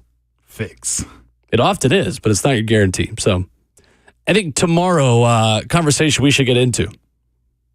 Coming off of the bye week, a week from this weekend, who are your building blocks moving forward and who are your trade pieces that you would make available if you're 0-4? The Titans lose in Miami. Is DeAndre Hopkins being shopped around? Wow. Is L'Jarius Sneed? Is Quandre Diggs? Is Harold Landry? How big of a rebuild do we really want this thing to be if you're 0-4 after Miami? Can get to that tomorrow. So there's a gloomy way to end the show. Here's midweek motivation. Inky Johnson will wrap us up. Anyway, yeah, the sun's going to come out eventually. You might not see it today, but Inky Johnson motivates you at the end of every Wednesday show right here on RKW. Here he is. Don't complain. Contribute. Don't complain. Contribute. So when it get hot and you ain't feeling it, and you start taking it for granted, don't complain. Contribute to this team, to your unit, to this facility, to this organization. Don't complain. Contribute.